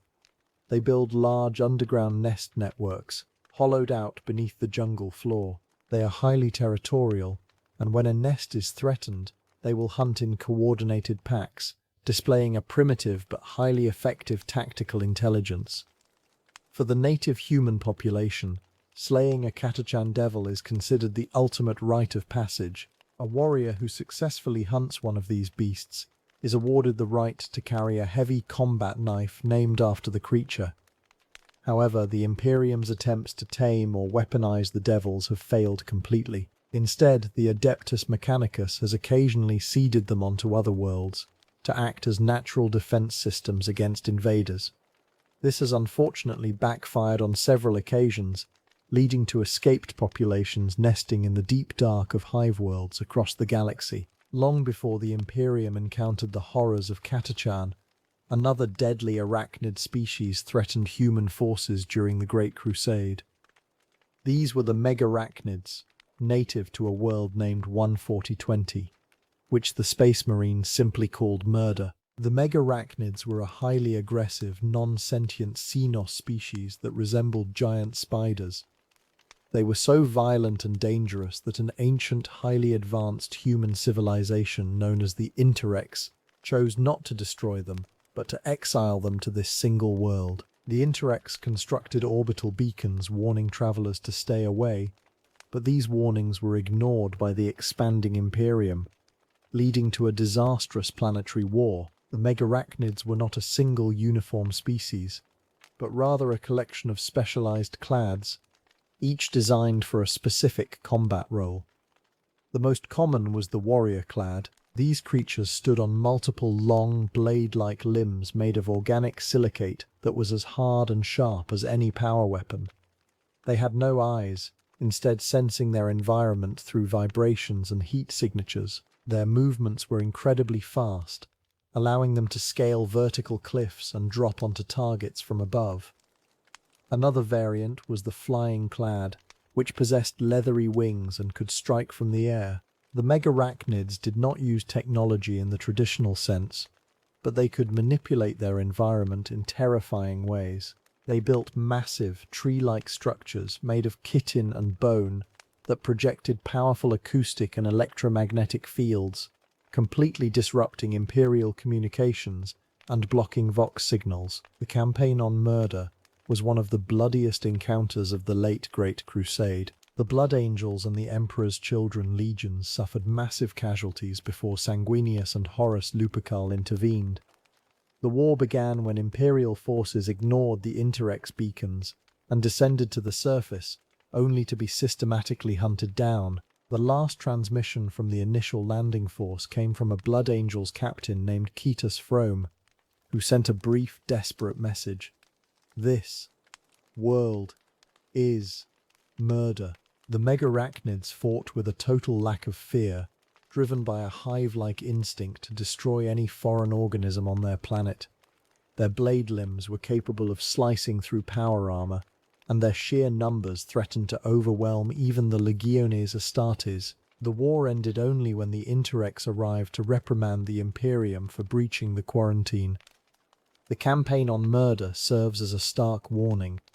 Some Xenos species are so inherently violent that coexistence is impossible, and containment is only a temporary solution. Returning to the horrors of Catachan, we must examine organisms that do not rely on teeth or claws to kill. The most infamous of these is the great barking toad, scientifically named Catachanus bufo moribundus. To a traveller, this creature might appear harmless, even pathetic. It is a small, sluggish amphibian that lives in the dark, damp corners of the jungle. However, it is considered by the Ordo Xenos to be the most poisonous creature in the known galaxy. The barking toad is extremely territorial and easily startled. When it perceives a threat, it does not run. Instead, it undergoes a violent chemical reaction within its own body, causing it to explode. The explosion of a great barking toad is not a simple blast, but a release of a highly concentrated airborne toxin. This poison cloud can expand up to 1 kilometer in diameter, killing every living thing within its reach. The toxin is so potent that it can penetrate standard respirators, environmental suits, and even the sealed power armor of space marines. Any biological organism caught in the cloud is reduced to a formless, acidic slime within minutes. The ground where the explosion occurred is permanently poisoned, and no vegetation will ever grow there again. Even its smaller cousin, the lesser barking toad, can cause a 10-meter zone of absolute death. The only saving grace is that these creatures are rare, but their existence means that a single careless step on Catachan can wipe out an entire military squad. Another insidious threat on Catachan is the plant life, particularly the brain leaf, also known as the slave vine. This is a greyish, rubbery plant that hangs from the jungle canopy. It does not actively attack with thorns or teeth. Instead, it waits for a warm-blooded creature to pass beneath it. The plant then drops a single leaf onto the victim's head. The leaf immediately injects thin microscopic tendrils through the skin and skull, directly into the brain. Within seconds, the plant takes complete control of the victim's central nervous system. The host loses all individual will and becomes a mindless puppet, serving as a guardian for the brain leaf's root system. These thralls will attack anyone who approaches the plant, protecting it from harm while the plant slowly feeds on their bodily fluids. Removing the leaf is almost always fatal, as the tendrils are deeply integrated into the brain tissue. The list of lethal flora on Catachan is nearly endless. The spica is a plant that resembles a fleshy, spiked column. When it senses movement, it fires sharp, venomous needles at high velocity. If one of these needles penetrates a victim's skin, it releases a mutagenic toxin. Within 12 hours, the victim's body undergoes a painful, rapid transformation, turning them into another spica plant. The face eater is another passive but deadly predator. It is a flat, flexible organism that mimics a harmless vine or even a piece of cloth hanging from a tree. When a victim brushes against it, the face eater wraps itself tightly around their head, sealing their airway and secreting a powerful acid that dissolves the face, allowing the creature to digest the tissues. These hostile environments and their terrifying inhabitants demonstrate a fundamental truth of the galaxy. Nature is not a peaceful force. In the grim darkness of the far future, evolution is a weapon. Whether it is the ancient, engineered legacy of the Tyranids on Catachan, or the exiled fury of the megarachnids on Murder, these creatures represent the ultimate survival of the fittest. They do not care about empires, gods, or philosophy. They exist only to kill and survive. For the Imperium of Man, these death worlds are both a curse and a crucible. They claim millions of lives, yet they also forge the toughest soldiers in the galaxy. To understand these monsters is to understand the true, uncaring brutality of the universe we inhabit. Chapter 10. The Minor Xenos Threat Matrix. Hrud, Demiurge, and Umbra. While the armies of the Imperium focus their strength against massive threats like the Orcs, the Tyranids, and the Necrons, the Ordo Xenos must look elsewhere. In the darkest corners of the galaxy, where the light of the Astronomicon grows dim, other threats exist. These are the minor Xenos species. They do not control massive empires or launch grand crusades across the stars. Instead, they exist in the shadows, waiting, migrating, or hidden within the void. Yet their unique biology, strange technologies, and reality-bending powers make them highly dangerous. To ignore them is to invite a silent and total disaster. Among these minor threats, few are as terrifying to the physical senses as the Hrud. Known in Imperial archives by the scientific name Troglodyum hrudii, these creatures are commonly called the chronophages or time eaters. For thousands of years they have lived as parasites on the edges of human civilization, nesting in the dark tunnels of hive cities, the abandoned holds of starships, and deep underground warrens. They are ancient, with a history that may stretch back before the rise of humanity. The physical form of a Hrud is difficult to study because they are almost always cloaked in a damp, clinging field of darkness. Those few who have seen a Hrud and survived describe a creature that is deeply unsettling. They are hunched, skeletal, and covered in ragged, filthy bandages or cloaks. Their limbs are not rigid like those of humans. Instead, their joints are highly flexible, almost liquid, allowing them to bend in impossible directions and squeeze through tiny pipes and cracks. They have a long, rat-like tail and a head that is often hidden, though some reports describe sharp teeth and wide black eyes adapted for the deepest dark. However, the physical body of the Hrud is not their most dangerous attribute. The true threat of the Hrud lies in their passive biology. Every living Hrud generates an intense, invisible field of temporal distortion. This is known as an entropic field. Wherever a Hrud walks, time itself begins to speed up at a terrifying rate. This entropic field has devastating effects on everything nearby. Human soldiers who step too close to a Hrud do not just die, they age decades in a matter of seconds. Their hair turns white, their skin wrinkles and cracks, and their bones turn to dust. Equipment is equally vulnerable. Heavy armor rusts and falls apart in moments. Lasgun batteries leak and explode. Rations rot into black sludge, and the very soil turns to dead, dry dust. When the Hrud gather in large numbers, this temporal field expands to cover entire continents or star systems. During the Great Crusade, the Iron Warriors Legion under the Primarch Perturabo fought a massive campaign against a Hrud migration. The results were catastrophic.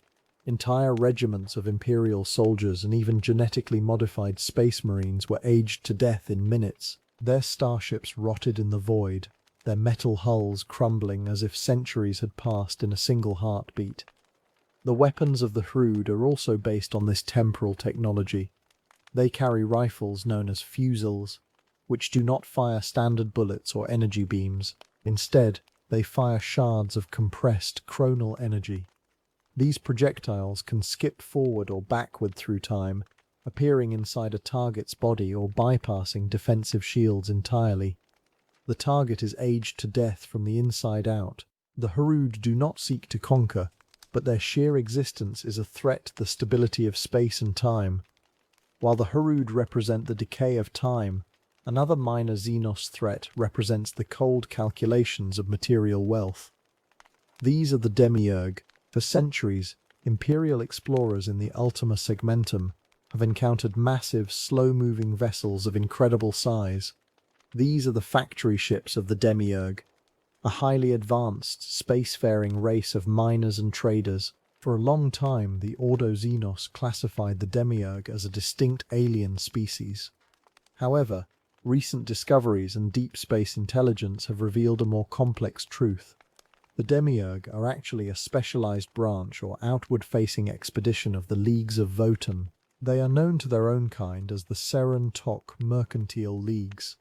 To humanity and other species, they present themselves as independent traders, mining the asteroid belts and gas giants that other races find too dangerous to exploit. Physically, the Demiurge are short, stocky, and incredibly dense.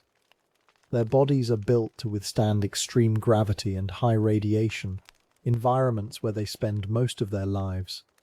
Their skin is hardened and covered in rough, stone-like scales. They have short, powerful limbs and a low center of gravity, making them physically formidable, though they rarely engage in hand-to-hand combat if they can avoid it. They are a deeply practical, cold, and calculating people, focused entirely on the acquisition of raw materials, minerals, and technological data. The danger of the Demiurge does not come from a desire to destroy the Imperium, but from their advanced technology and their willingness to trade with humanity's enemies.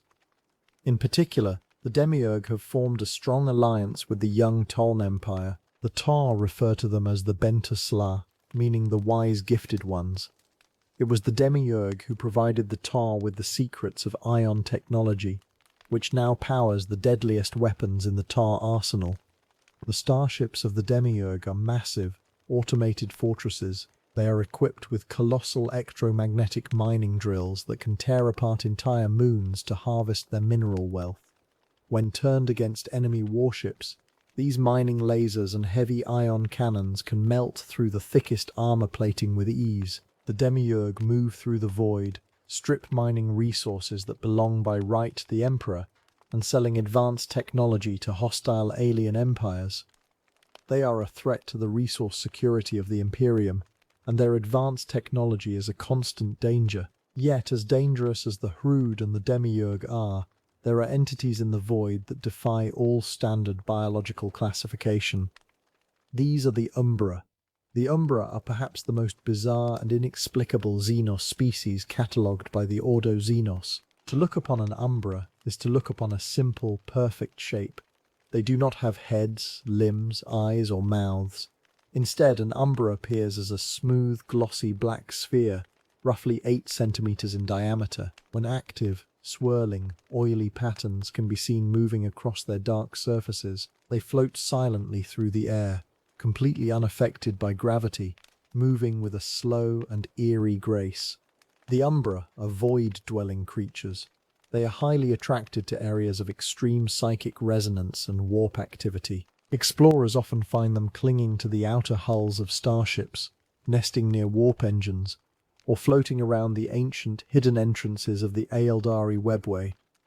Despite their small size and simple shape, the Umbra are incredibly hostile and exceptionally dangerous. They do not possess weapons, but they have a terrifying ability to manipulate shadows. An Umbra can control the darkness around it, solidifying shadows into physical matter. When threatened, an Umbra will cause the shadows in a room to rise up and attack. These shadows transform into sharp hooks, razor-thin blades, snapping teeth, and long, choking tentacles. A single Umbra can turn a dark corridor into a meat grinder, slicing through armor and flesh with ease. Because they manipulate the darkness itself, fighting them in low-light environments is almost impossible. The very shadows cast by a soldier's own flashlight can become the weapon that cuts their throat. The origins of the Umbra are shrouded in myth and ancient history. Some radical scholars within the Inquisition believe that the Umbra are not a naturally evolved species at all. Instead, they are thought to be the shattered, physical fragments of an ancient god. Legends from both the Hrud and the Aeldari speak of an ancient war in heaven, during which a great deity of the void, sometimes called Qua, was torn apart by the ruinous powers of the warp. According to these legends, the pieces of this shattered god fell into the material universe, hardening into the black spheres we call the Umbra. This theory is supported by terrifying evidence. When an Umbra is destroyed, it releases a powerful psychic death shriek. This shriek does not carry a simple cry of pain. Instead, it floods the minds of nearby telepaths with a sudden, overwhelming image of a colossal humanoid figure shattering into a million pieces, accompanied by a single desperate psychic word, linger. These three species, the Hrud, the Demiurge, and the Umbra, represent the sheer variety of the alien threat. The galaxy is not just home to massive empires of conquest. It is filled with ancient, silent, and bizarre entities that defy our understanding of biology, technology, and physics. The Brood rot our bodies and our history with the passage of accelerated time. The Demiurge arm our enemies with high-tech weapons and steal the resources of our worlds. The Umbra turn the very light of our lamps into a weapon of death. As the guardians of humanity, the Ordo Xenos must remain vigilant. We must study these minor threats, catalogue their weaknesses, and prepare for the day when they emerge from the shadows. For in the grim darkness of the far future, even the smallest shadow can hide a monster capable of tearing down an empire. Chapter 11. The Forgotten Terrors. Catan and Ancient Cosmic Horrors. To understand the true nature of the alien threat, we must look beyond the green-skinned hordes of the orcs or the predatory swarms of the Tyranids. We must look back to the very dawn of creation, long before humanity took its first breath. The archives of the Ordo Xenos contain highly classified records of entities that do not belong to our reality, yet are completely bound to its physical laws. These are the Catan, the star gods, known to the ancient Aeldari as the Inga. They are not creatures of the warp. They do not feed on emotion, nor do they care for the souls of mortals in the way demons do. Instead, the Catan are the material universe made conscious. They are the fundamental forces of physics, gravity, and electromagnetism given form, voice, and an insatiable hunger. In the earliest days of the universe, when the cosmos was nothing but a chaotic sea of burning plasma and cooling gas, the Catan were born. In their original state, they were formless, titanic parasites. They drifted through the cold void of space, clinging to the surfaces of newborn stars. They fed on the immense solar energies, slowly draining the life from their stellar hosts. To these entities, solid matter was entirely meaningless. The tiny rocky planets orbiting these stars did not even register to their vast, insensate minds. They lived a mindless, peaceful existence, travelling from one burning sun to the next upon diaphanous wings of magnetic force. They had no concept of time, of mortality, or of the small biological creatures that were beginning to evolve in the dark corners of the galaxy. This silent existence was shattered by the intervention of a doomed race. The Necron were a highly advanced but tragic species, cursed with short, painful lives due to the intense radiation of their home star. In their desperate search for immortality and their bitter war against the ancient, long-lived Old Ones, they discovered the entities feeding on their sun. The Necron called them the Catan, which translates to star gods in their ancient tongue. Believing these beings could grant them the power to defeat their enemies, the Necron made a fateful decision. They forged physical bodies for the Catan out of a self-repairing living metal known as necrodermis. Through a highly complex process, they drew the formless energy of the Catan down from the stars and poured them into these physical shells. This physical binding changed the Catan forever. When the vast, solar-sized energy of a star god was compressed into a localized metal body, they gained a terrifying level of consciousness, personality, and intelligence. They also discovered a new kind of hunger.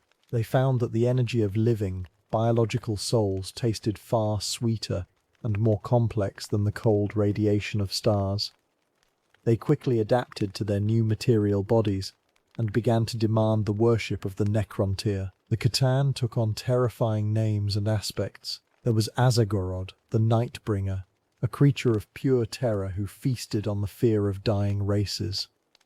There was Mephatran, the Deceiver, who used silver words and cunning promises to manipulate entire civilizations. There was Magladroth, the Void Dragon, the master of technology and physical forces, and Yadrazartha, the Burning One, who took delight in wrapping the galaxy in fire. Under the guidance of the Deceiver, the Catan offered the Necron a bargain. They promised to rid them of their weak, diseased flesh and grant them immortal metal bodies, just like their own. The silent king of the Necron tier, Sarek, accepted the offer. In giant biotransference furnaces, the entire Necron tier race was stripped of their biological bodies. Their minds were transferred into cold, mechanical shells, creating the soulless legions of the Necrons. During this process, the C'tan positioned themselves at the vents of the furnaces, feasting on the billions of discarded souls. The raw energy of an entire species made the star gods unimaginably powerful, turning them into invincible deities of the material realm. With their new immortal armies, the C'tan launched the war in heaven against the Old Ones and their creations. This conflict was fought on a scale that makes our modern wars look like minor skirmishes. The C'tan did not use conventional weapons. They bent the laws of physics to their will. They tore open black holes with a thought, redirected the orbits of planets, and extinguished stars to plunge entire systems into darkness. The galaxy was devastated, and the Old Ones were ultimately driven to extinction. However, this triumph was short-lived. The Silent King had realized the true horror of what he had done to his people. The Necrons were now nothing but mindless, soulless slaves, trapped in metal bodies, under the absolute control of the C'tan. As the war in heaven drew to a close, and the C'tan were weakened by their own internal rivalries, the Silent King struck. He ordered his armies to turn their weapons against their own gods. The Necrons unleashed weapons of unimaginable power, designed specifically to harm the physical essence of the C'tan. However, the Necrons quickly discovered a terrifying truth. Because the C'tan were fundamental constants of the material universe, they could not be truly destroyed. To kill a C'tan completely would destroy the physical law they represented, tearing the very fabric of reality apart. If the Nightbringer were killed, the concept of death itself might cease to exist. If the Void Dragon were destroyed, the laws of technology and electromagnetism would crumble. Faced with this reality, the Necrons did the only thing they could. They shattered the C'tan. Using specialized weapons, they broke each star god into thousands of smaller fragments, known as C'tan shards. Each shard retained a portion of the original deity's memory, personality, and reality-warping power. But they were no longer whole. The Necrons imprisoned these shards inside highly advanced dimensional cages called Tesseract labyrinths. Today, the Necrons use these shattered gods as power sources for their greatest machines, and as weapons of absolute devastation on the battlefield. When a C'tan shard is unleashed, it is a localized catastrophe. A shard does not use the psychic energy of the warp, which they despise and cannot control. Instead, they manipulate physical reality directly. A shard of the Nightbringer can summon a scythe of pure darkness that slips through any armor, while a shard of the Deceiver can create illusions so real they physically alter the environment. They can reverse gravity, transmute solid steel into boiling liquid, or age their enemies to dust in a matter of seconds. They are walking anomalies, pockets of distorted space-time that ignore the laws of science. To fight a C'tan shard is to fight the universe itself. Despite their incredible power, C'tan shards are not entirely invincible, and our tactical archives have identified key vulnerabilities. Because they are purely physical beings, they have a profound weakness to the warp. The chaotic, non-physical nature of psychic energy is highly toxic to them. A powerful psyker can inflict severe damage on a shard, as the warp represents everything the C'tan cannot understand or control. Furthermore, they are kept under control by the Necrons through complex command matrices. If these control devices are damaged or destroyed during a battle, the shard will often break free from its leash.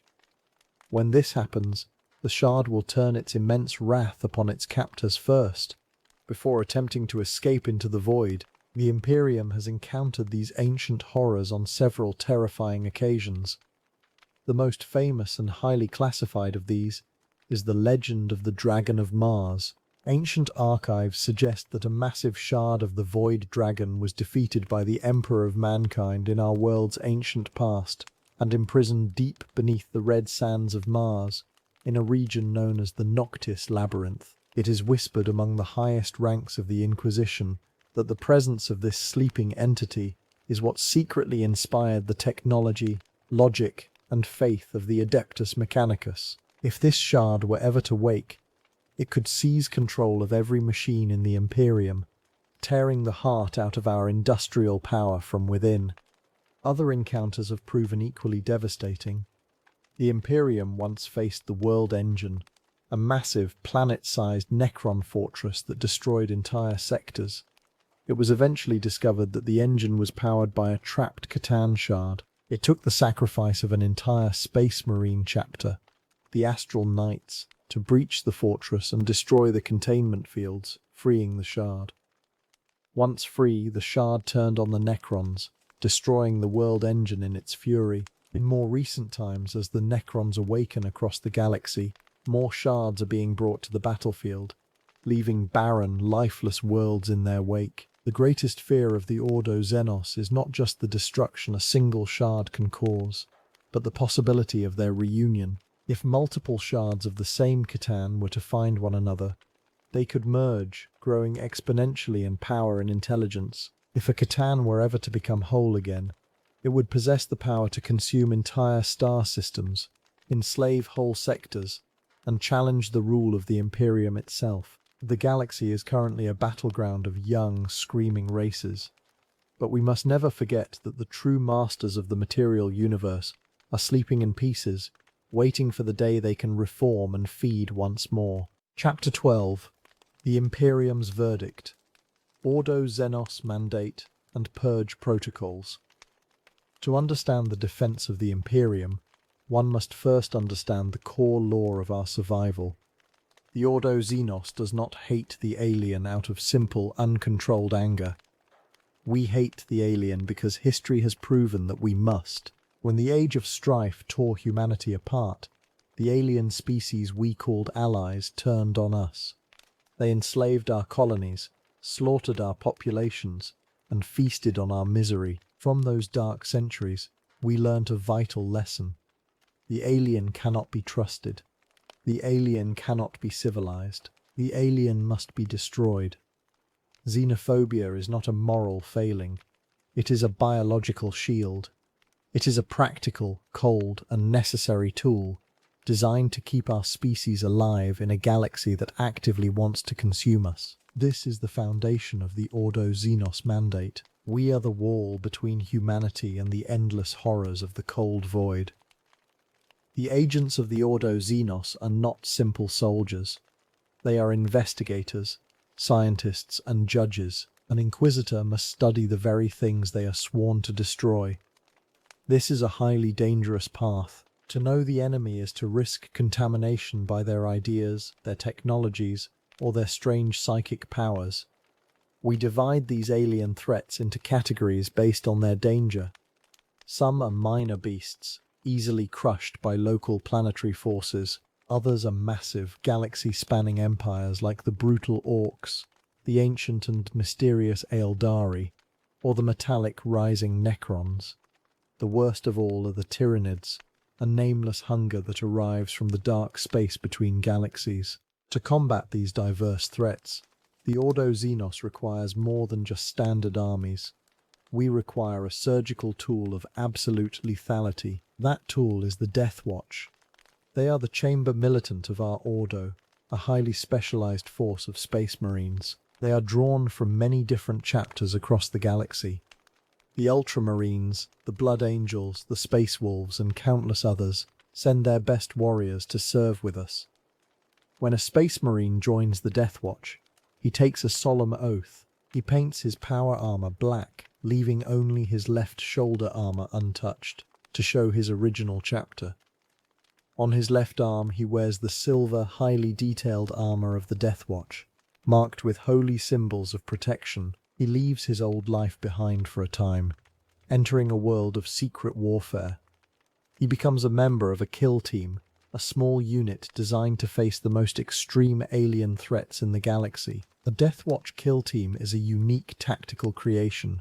In a normal Space Marine chapter, Soldiers fight with others who share their exact culture and training. In a kill team, different cultures must work together. A fierce space wolf must cooperate with a cold, logical iron hand. A stealthy raven guard must coordinate with a noble ultramarine. This diversity is not a weakness. It is their greatest strength. Each marine brings a different style of warfare to the team. This allows them to adapt to any situation. They do not fight in massive battle lines. Instead, they operate from silent watch fortresses hidden in deep space or inside hollowed-out asteroids. From these hidden bases, they launch sudden, devastating strikes directly at the heart of the alien threat. They kill the commanders, destroy the breeding pools, and vanish back into the shadows before the enemy even realizes they are under attack. To defeat the bizarre biology of the alien, the Death Watch uses a highly advanced arsenal. Their bolt weapons do not fire standard ammunition. They use specialized rounds designed for specific targets.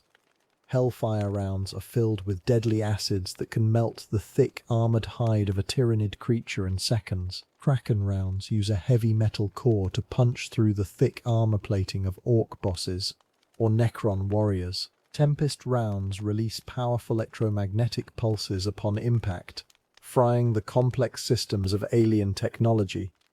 For close combat, some carry Xeno-phase blades, ancient weapons that can slice through physical armor and energy shields alike. Every weapon, every round of ammunition, and every piece of armor is carefully maintained and blessed.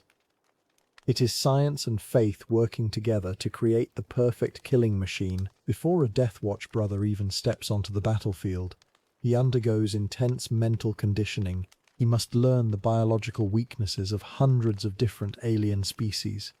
He must know where to strike a Tyranid warrior to sever its synapse connection. He must know how to disable a Necron reanimation protocol. He must know how to predict the erratic movements of an Eldar aspect warrior. This knowledge is highly classified. If ordinary citizens of the Imperium knew the true scale and power of these alien threats, panic would consume entire star systems. The Death Watch carries this heavy burden of knowledge in silence, standing as the quiet guardians of a humanity that must remain blissfully ignorant to survive. When a planet is completely overrun, and a kill team cannot contain the threat, the Ordo Xenos must execute its most extreme protocols. These are the Purge protocols, and their final expression is Exterminatus. To destroy an entire world is a heavy decision, but it is one we make without hesitation if the survival of the Imperium is at stake. There are several ways to clean a world. We can use cyclonic torpedoes, massive missiles that drill deep into a planet's crust before exploding, ripping the world apart from the inside. We can use the Life Eater virus, a terrible biological weapon that dissolves all organic matter into a toxic gas in minutes, which is then ignited to turn the entire planet into a burning fireball. Or we can use atmospheric incinerators to burn away the very air, leaving nothing but a dead, sterile rock. It is a terrible loss of human life and resources, but a dead world is better than an alien stronghold. The signing of an Exterminatus warrant is a grim and highly regulated ritual. It requires the authority of an inquisitor or a high-ranking military commander. The warrant is signed in blood, a physical reminder of the lives that are about to be extinguished. The Ordo Xenos archives hold the records of thousands of these dead worlds. Each record is a sterile clinical report detailing the name of the planet, the nature of the alien infection, the weapon used to cleanse it, and the final body count. To an outsider, this might seem like monstrous cruelty. To the Ordo Xenos, it is simple mathematics. If we do not destroy a corrupted world, the infection will spread to 10 more. We sacrifice the few to save the many. It is a cold calculus, but it is the only calculus that keeps humanity alive. This extreme violence is the only language the galaxy understands. Consider the orcs. They are not just green-skinned monsters, they are a walking biological plague. Their bodies release spores when they die, which grow into new orcs in the soil. A planet once infected by orcs is almost impossible to clean by normal means. Without the constant vigilance of the Ordo Xenos and the swift strikes of the Death Watch, entire sectors would fall to the green tide. The same is true for the Tyranids. They do not fight for land or gold. They fight for raw biomass. They want to consume every living cell on every world they touch. If they succeed, they grow stronger, breeding more monsters to send against the next world. To show mercy to such enemies is to commit suicide. We also face the ancient threat of the Necrons. These metallic machines have slept beneath the surfaces of our worlds for millions of years. As they wake up, they seek to reclaim their ancient empires, viewing humanity as nothing more than pests to be cleared away.